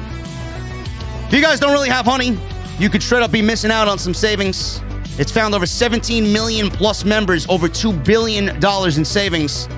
And if you get it, it's absolutely free. It installs in a few seconds. You'll be doing yourself a solid, supporting Honey and supporting this podcast. And you guys can get Honey for free today, man. JoinHoney.com/offthescript. That is JoinHoney.com/offthescript. Rashida Voltao with a $100 super chat. A $120 super chat, to be exact. Rashida, thank you so very much for the $120 super chat. JD, you are awesome. Love your show. Rashida, thank you for your generosity. And cheers to you, Rashida, in the chat. Everybody, shout out Rashida in the chat for that $120 bomb right here on the Monday Night Raw post show for Off the Scripts. Let's get into the MIZ TV segment with Edge. I was very curious to see what they would do to combat what they did last week, and it did not get any better at all. MIZ TV, Miz introduced himself, said everybody must be wondering where his beautiful, sexy wife is. He said she doesn't come to places like Memphis, Tennessee, and I don't blame her. He did a mocking southern accent. Miz said he was speechless after Edge gave him a heartfelt compliment. He says he's known Edge for 15 years, and that didn't sound like him, so maybe he's a shell of his former self. Miz then said they can find now out what he meant by the comments last week. He introduced Edge, and he usually comes out, he's all high energy, and he was wearing a flannel shirt with a Faith No More t-shirt. So good on him. Edge got good taste in music, bro. Edge sat down, told Miz he might be confused about those compliments, but he means them. Miz says it's so sweet, but Edge has lost his edge.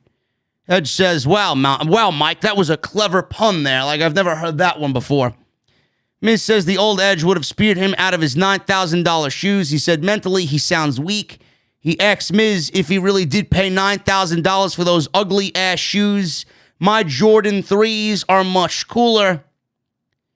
He said not to mistake his lack of kindness for weakness. He said he doesn't know what's going on, but he clearly has bigger issues with him. Miz says he needed his kindness when he first started in WWE in 2006, when he was walking on eggshells and when everything he said was wrong and everything he did was wrong. He said he was kicked out of the locker room. I needed your kindness then.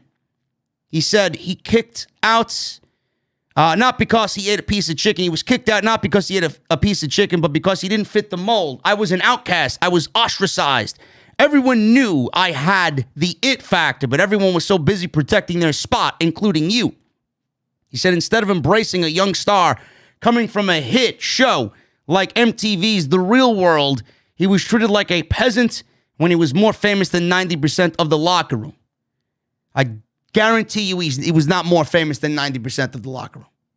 Guaranteed.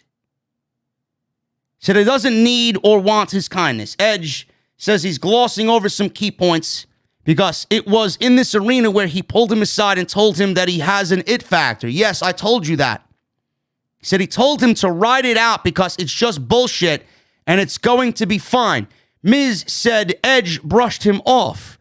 Edge says he went through the same thing 7 years before, and he would have been listening if a veteran pulled him aside. He said the biggest difference between them is that he didn't walk into the locker room and think he's more important and a bigger star than everyone else. And then Miz shifted in his chair, and he became uncomfortable with what he was talking about. Edge says he doesn't hold people down. He called Miz by his first name. He kept calling him Mike. He needs to look in the mirror and listen to it when it tells him, Miz, you're an ass. Miz had enough. He stood up. He was angry. Miz says Edge is a hypocrite and vulnerable and has surpassed him in and out of the ring. It's Comedy Hour here on MIZ TV. He said 2022 is going to be the year of The Miz, and he can't wait to beat him at day one. Edge said if that's a challenge, it's on. Edge says he'd like to settle some things right here, right now in Memphis, Tennessee. Miz said no. He says he's not afraid. Edge made a quick move with his fist. And the camera zoomed in, and Miz backed away and fell down to the mat after Edge bluffed a punch to Miz here on Miz TV. Edge said, afraid? Yeah, he's afraid. I don't know. Listen, you know, there are going to be people that like this. I don't understand how. I don't. I think you're really reaching for the fucking bottom of the barrel if you're enjoying any of this. Last week, they completely stole AEW's CM Punk and MJF segment. Some of the verbiage was used word for word in the CM Punk and MJF promo. And they pretty much copied AEW's homework. Today, they didn't really have anything to copy AEW with because they didn't really do much of anything. CM Punk and MJF had a very small promo on Dynamite last week, and it was mostly MJF calling CM Punk a clown, and he made fun of the dog Larry, or CM Punk's dog Larry, and mentioned a couple of other things. But WWE didn't have AEW's homework to copy off of this week. And it showed. Because this was the one opportunity to get me involved and get me invested in what Mike Mizanin and Edge are shilling to us on Monday Night Raw. And here's a little spoiler for you guys, folks. They failed for a second week in a row. I don't know where this storyline is going. Where is this storyline going? I would understand it. Now, correct me if I'm wrong. Correct me if I'm wrong. I would understand this a little bit better if Edge looked up or Miz rather, looked up to Edge and was a youngster looking up to the veteran Edge and felt slighted by the veteran Edge. Or if Miz, Mike Mizanin, Miz, had, some seriousness to him, he could actually legitimately say he's better than Edge and I want to take down the aging veterans and you're taking my spot and yada, yada. None of that is being said here. What exactly is the story here? You got The Miz, who's a 15-year veteran, and Edge, who is a fucking Hall of Famer, and they're both disgruntled veterans of the Monday Night Raw roster, shooting their shit to each other about shit that happened in the past, that happened in 2006, 2007. I don't understand what we're fighting over here. Edge says Miz brushed him off. You brushed off the knowledge I wanted to give to you. Edge says Miz felt like he was a bigger star than everybody in the locker room on day one. Why are we fabricating storylines from 2006 and 2007 that don't have a fucking lick of interest to anybody in 2022? I don't understand what we're doing here. None of this is interesting at all. They failed for a second week in a row to captivate or interest anybody. And what they did here is create a match that nobody wants to see out of absolutely nothing. Nothing. There's no emotional investment in this at all. And that sucks. Because Edge is fucking phenomenal. We're going to get Edge versus Miz at day one. Who asked for Edge versus Miz in a wrestling match?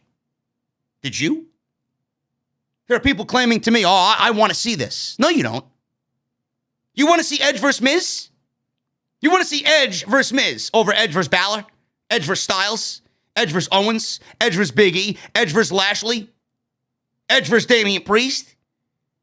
Edge versus the fucking popcorn vendor in the fucking concession stands. That's probably a better wrestler than the fucking Miz. You want to see fucking safe as fucking a bubblegum wrapper, Miz, wrestle Edge at day one. You asked for this? Nobody asked for this match.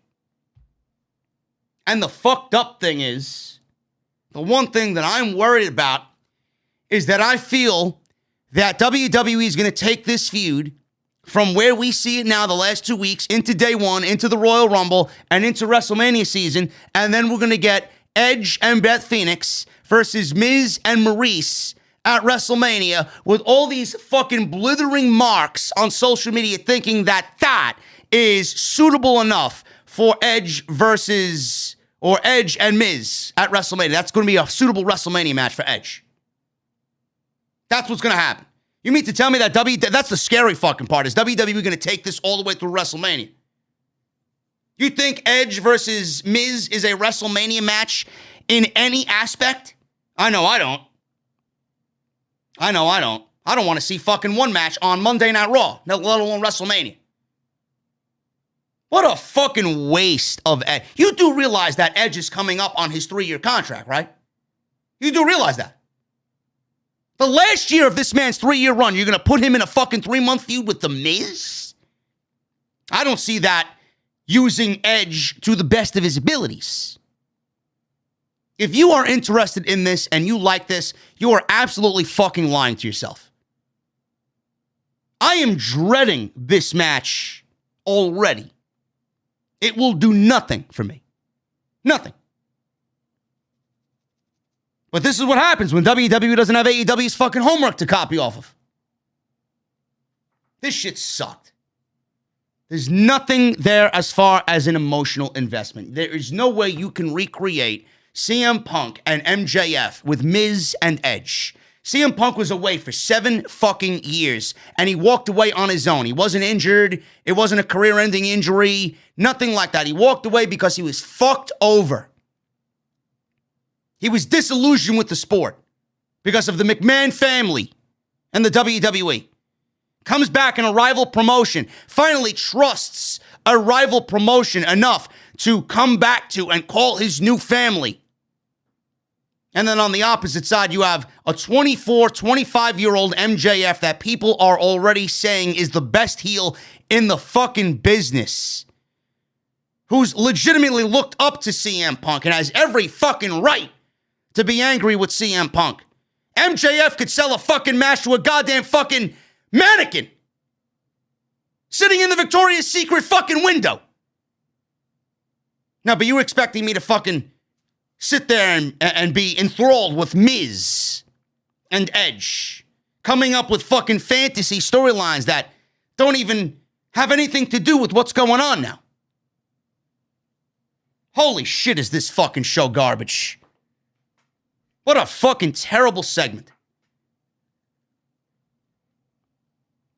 Sarah Schreiber interviewed Liv Morgan backstage. Liv says, what scares Becky is that everyone wants to see her win the title tonight. We all know she's used to getting what she wants, but tonight I'm going to do everything in my power to get what I want, and what I want is the Raw Women's Championship. Otis and Chad Gable versus Rey and Dominik Mysterio. This was the semifinals of the RK Bronament. Mysterio's winning 3 minutes. Some tag team division you got there, guys. 3 minutes. Chad Gable was pinned by Dominik Mysterio. Chad Gable is severely underutilized.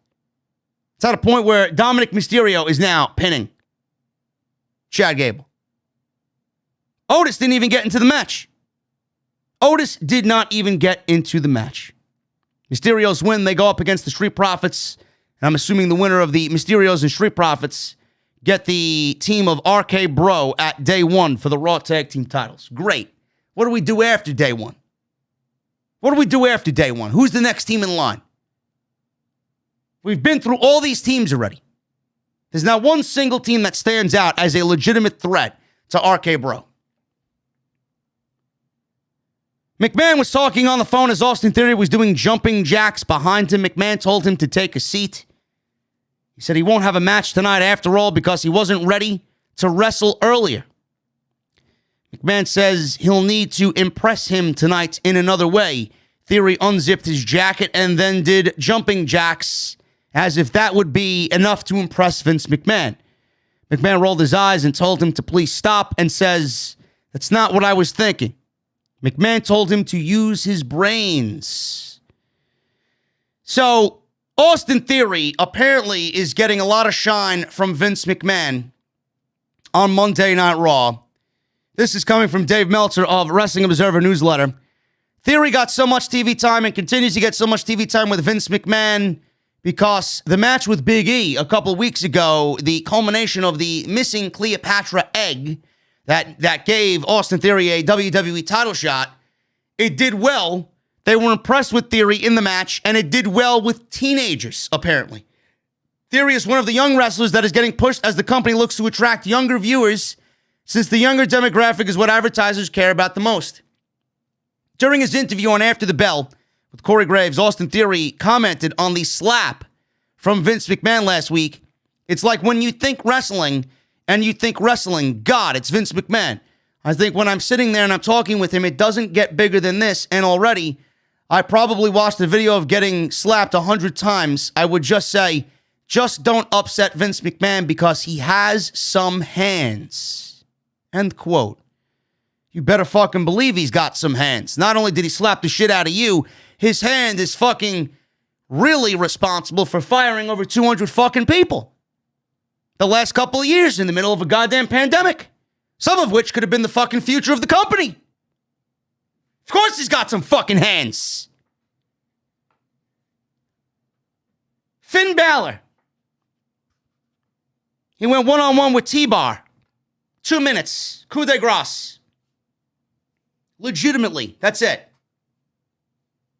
I don't believe we still have T-Bar on the show as T-Bar. Dijakovic as T-Bar. I don't get it. Another guy that could be fucking unbelievable in the upper mid-card. Main event guy, possibly. T-Bar. This guy's going to end up being released before it's all said and done. And then I'll come on here and bitch and complain like I usually do. T-Bar was wasted. Dijakovic was wasted. Another Triple H guy down the fucking toilet. Coup de grace. After the match was over, Theory attacked Balor, gave him his finishing move, the ATL. He then took a selfie with Balor, and that is the way he thought he could impress Vince McMahon. I actually like a Finn Balor versus Austin Theory feud. I do. Now, I don't know. Balor needs a win himself. He got a win over T-Bar. But Austin Theory should be beating Finn Balor. I think that would be a nice step in the right direction for Austin Theory. So next week, we'll find out if that did enough to impress Vince McMahon. Hopefully that did it. Backstage, R-Truth was dressed as a tree, or he was covered in seaweed. I don't know what he was doing. Surprised Dana Brooke, Akira Tozawa popped up out of a garbage can at the same time. Reggie was walking on some high production crates, and he flipped right in front of Dana Brooke. And Reggie said, listen, I want to continue the conversation we had last week. Reggie then saw Tamina charging at him, and he blocked Tamina as Tamina was chasing Dana Brooke, wanting to get the 24/7 title. I don't believe we are still doing this 24/7 title shit on the show. I don't. I don't believe it. I don't believe that there are legitimate people out there that still find this shit entertaining and laugh at it. I'm crying every time I see a segment like this. Bobby Lashley was interviewed MVP. Kevin Patrick asked Bobby Lashley why he attacked KO, Seth, and Biggie earlier. MVP said, people are living too comfortably around here, and they were offended that they had a WWE title match last week without even mentioning Bobby Lashley's name. It's unmitigated gall. That was disrespectful. Lashley said when he was disrespected, that's what people get. MVP adjusted Kevin's tie, laughed, and walked away with Bobby Lashley. Not interested in seeing Bobby Lashley in the WWE title picture anymore. Liv Morgan versus Becky Lynch for the Raw Women's Championship. I think I said all I needed to say at the top of the show in regards to this match. It was in the main event spot. Looking back as to what the ending of this match was, it did not need to be in the main event spot over the WWE title.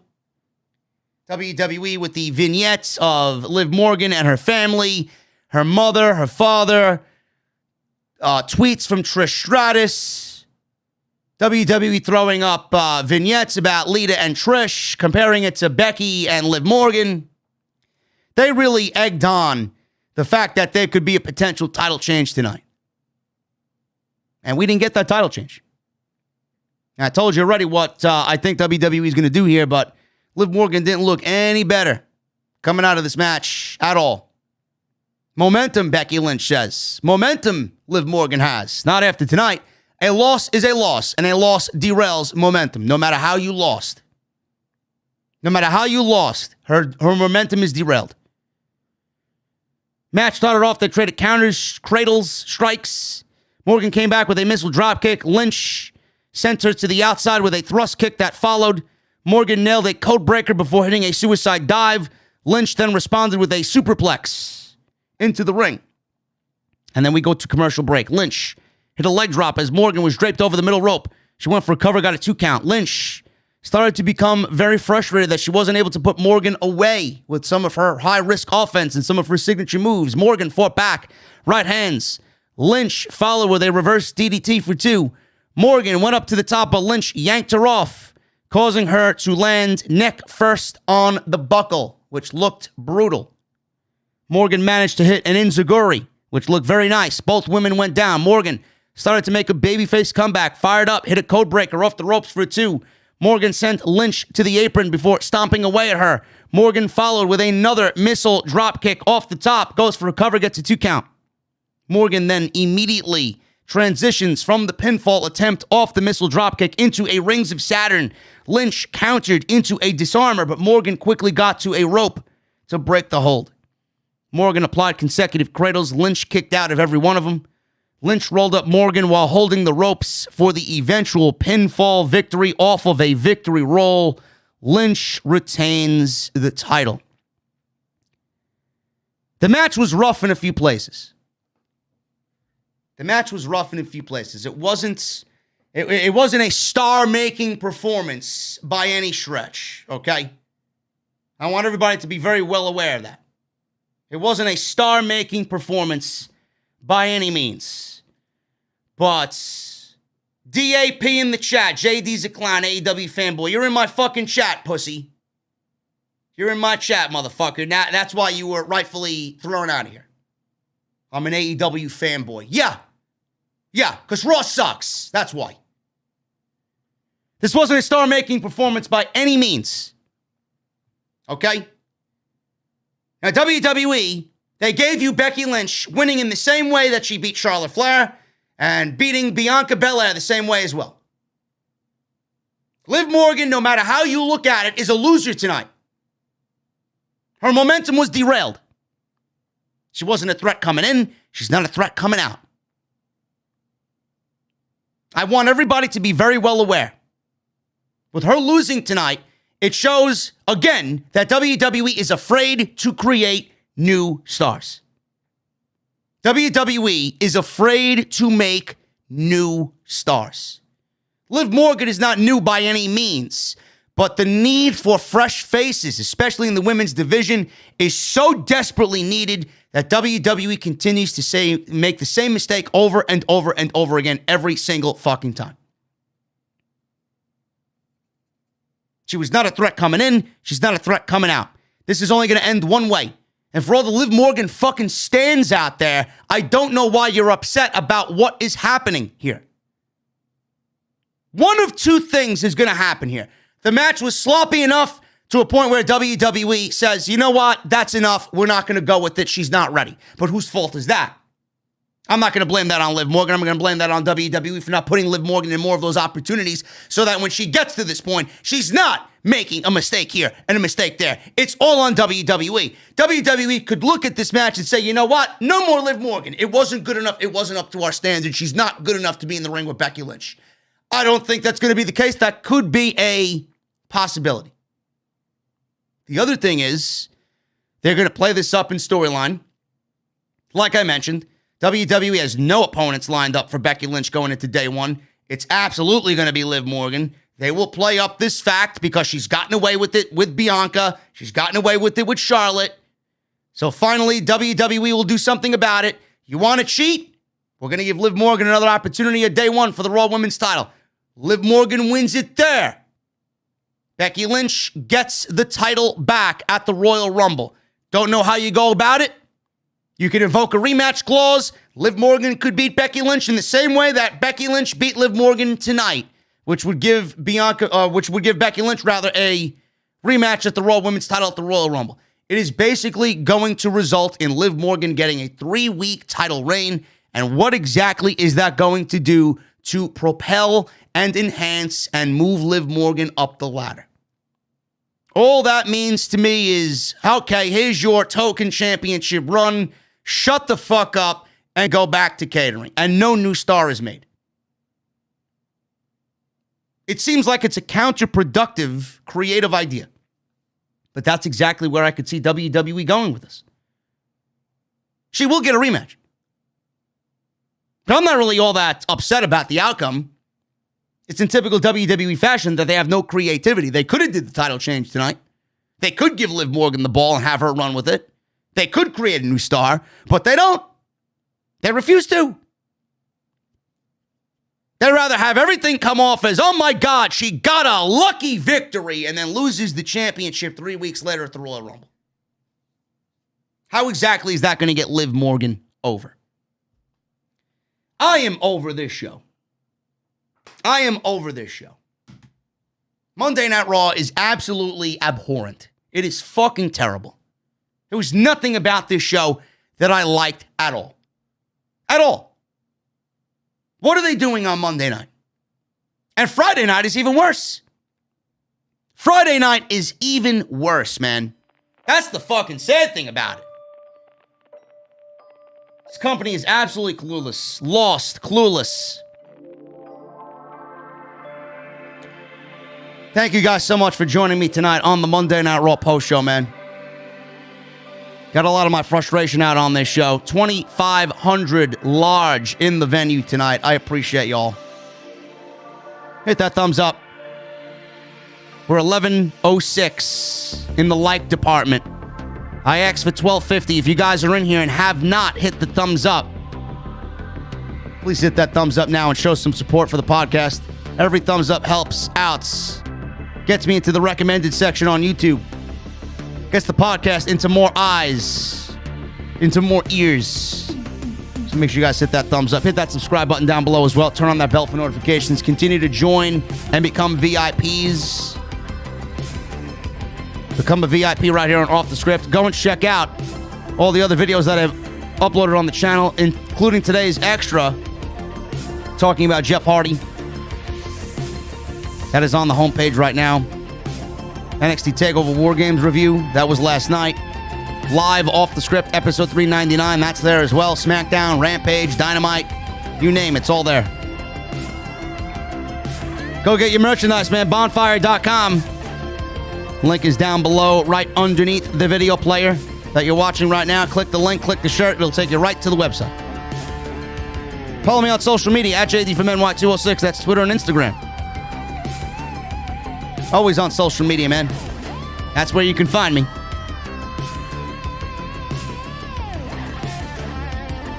And get those super chats in, man. We're going to read the super chats right now.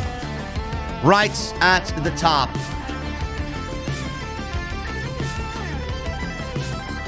Let's go right to the top with the super chats, man. We got one from Michelle Moran with a $5 super chat. Caught none of the last hour. If Lashley gets added to the title match, he is winning the belt back, and I think RK Bro will break up before the Mysterios. I could see Lashley being added. This is a Nick Khan, man, production, so you guys got to be aware of that. Lashley, if he doesn't get added, he's got nothing to do on the show, so I can see him absolutely being added. And RK Bro, I think it's imminent. I think they do break up, and I do think RK Bro will break up WrestleMania season, and I do think it will be Randy Orton versus Matt Riddle at WrestleMania. Jacob Donnelly with a $5 super chat. Still waiting for Veer to finally come. Veer Mahan! Listen, Jacob, I don't think Veer is coming to Raw. Arnold Spears with a $5 super chat. Thank you for everything, JD. I acknowledge you, my tribal chief. Thank you so much, brother. Thank you for the kind words, man. Gregory Benson with a $4.99 super chat. Raw was nothing new. Same old, same old. Glad I did not attend, being as though it was in my home city tonight. Bro, listen, if Monday Night Raw ever comes through any of you guys' towns, man, do not go. Do not give them your money. At all. Also, Gregory Benson with a $9.99 super chat. I need a Bloody Mary. By the way, make sure Jesse cleans the walk-in tonight, or otherwise I'm going to tell Thunder Rosa and Jordan Grace that they ain't going to be very happy. OTS for life. I didn't know Jesse has a problem with Jordan Grace as well, man. Let me find this out. You telling me Jordan Grace has a problem with Jesse now too? What a 1-2 combo that would be, huh? Tony Brown, we're $4.99 super chat. Snooze Fest. I'm going to join you, JD. OTS for life. Thank you, Tony Brown.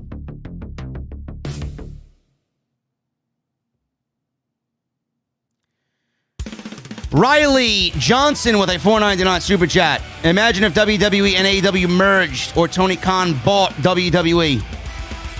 No, I can't imagine that. AEW is pretty much what NXT 1.0 is. Or was, I should say.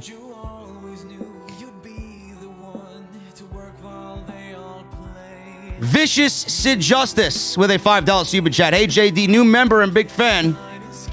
Is it just me? Or was the main event super underwhelming tonight? We all knew Liv would lose, but expected a better match. Listen, man, I thought Liv handled herself well. I don't think it was the best match ever, but I don't blame Liv Morgan on that, man. I don't.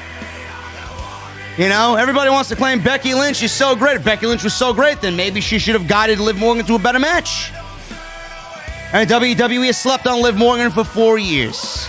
They haven't given anything to Liv Morgan outside 2 3-minute matches for the last 4 or 5 years, man. They never have given her an opportunity like this to even know what it feels like and understand it. What do you want? This is like day one for her.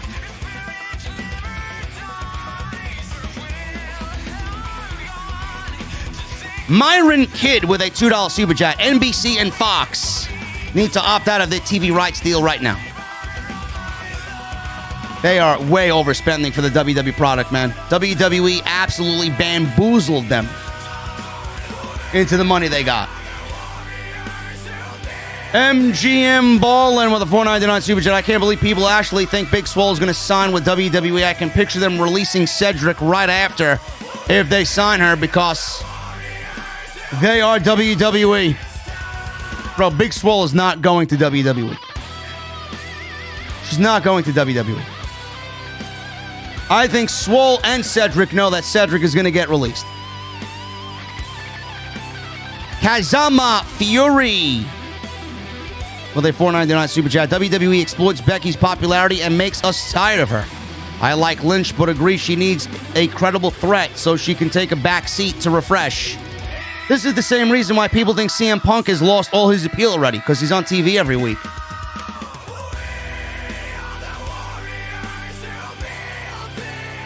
WWE has 3 hours of television to fill. They need everybody they could get, man. That's their problem. Nobody feels special. Arius with a $1.99 super chat. No Veer tonight. WWE shit deserves a giant stink face. Bro, I don't know what it is with the fucking Veer comments, man. Why is Veer getting so much love?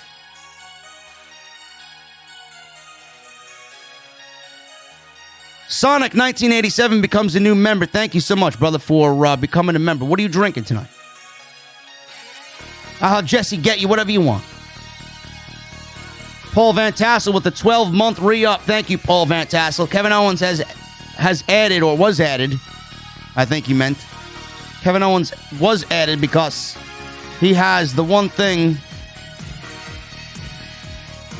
He's taking the pinfall because of his contract, making to end Biggie and Rollins will go one-on-one at Royal Rumble. Yeah, you're probably right, Paul Van Tassel. Kevin Owens is only in that match to take the L. Who knows if Bobby Lashley doesn't get added? Even if Bobby Lashley does get added, Kevin Owens is probably still going to take the L anyway. Michael McFarlane with a $1.99 super chat. WWE is clueless. Yes, they are.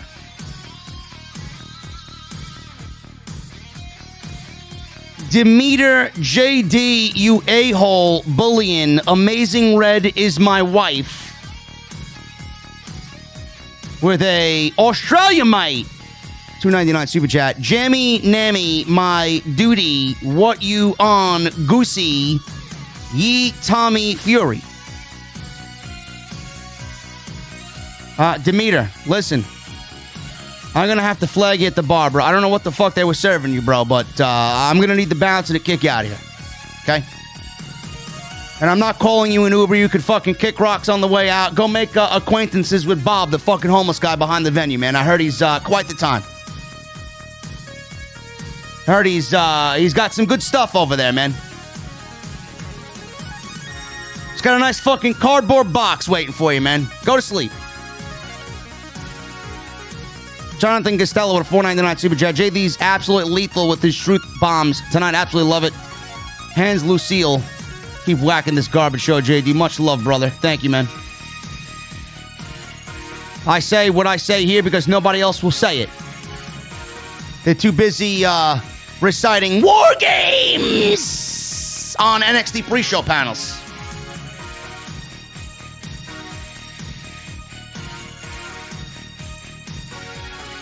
Nate U360 with a $9.99 super chat. JD, Vince placed all the eggs on the Roman basket since Royal Rumble 2015. To the detriment of potential stars we wanted, they will always be playing catch-up compared to AEW long-term booking. Yeah, Roman, listen, man, it's slowly starting to seep in that WWE is not going to do anybody else right with Roman Reigns' title reign. It's all about building Roman up as the best of all time, and fuck everybody else, man. Fuck everybody else. It's not the way I do business, though. Rashida with a $120 bomb. Thank you so much, Rashida. Thank you so much. That's a lot of money.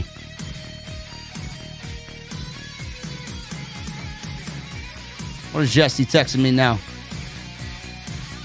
Kyrie Sane appears to confirm WWE exit. It's great.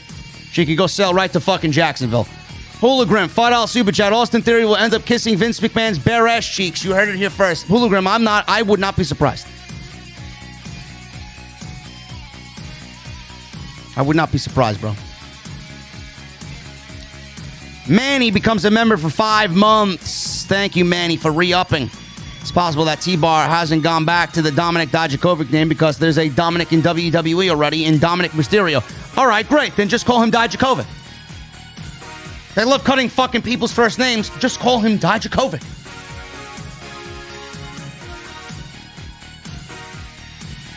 Or maybe they'll just fire him because they don't want to name him Dominik. They already got a Dominik. They already fired a Cross. They didn't get rid of Nikki Cross. They fired Karrion Kross. So maybe they'll fire Dominik Dijakovic and keep Dominik Mysterio on the payroll.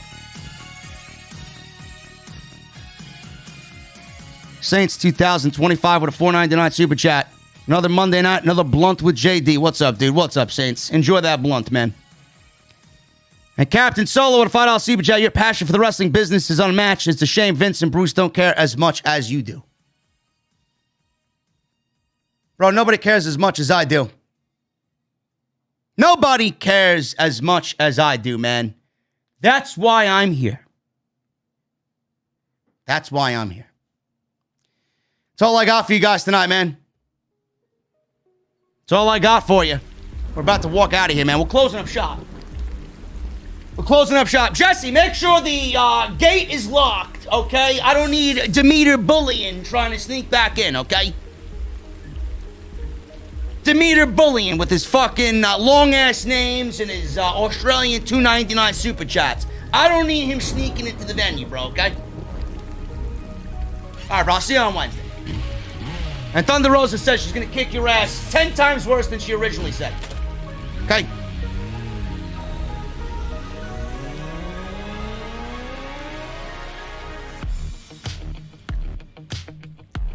We're about to get out of here, guys.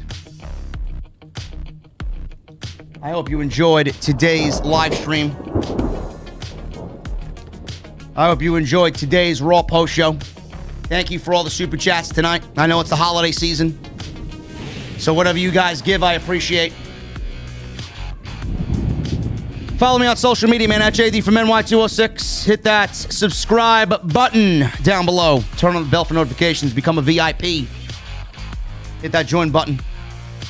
Subscribe. Thumbs up. We're at 1167. Can we get to 1200? Can we at least get to 1200 before we get out of here, man? I know there are a couple of geeks in this chat that have not hit the thumbs up. If you guys have not hit the thumbs up, man, hit that thumbs up.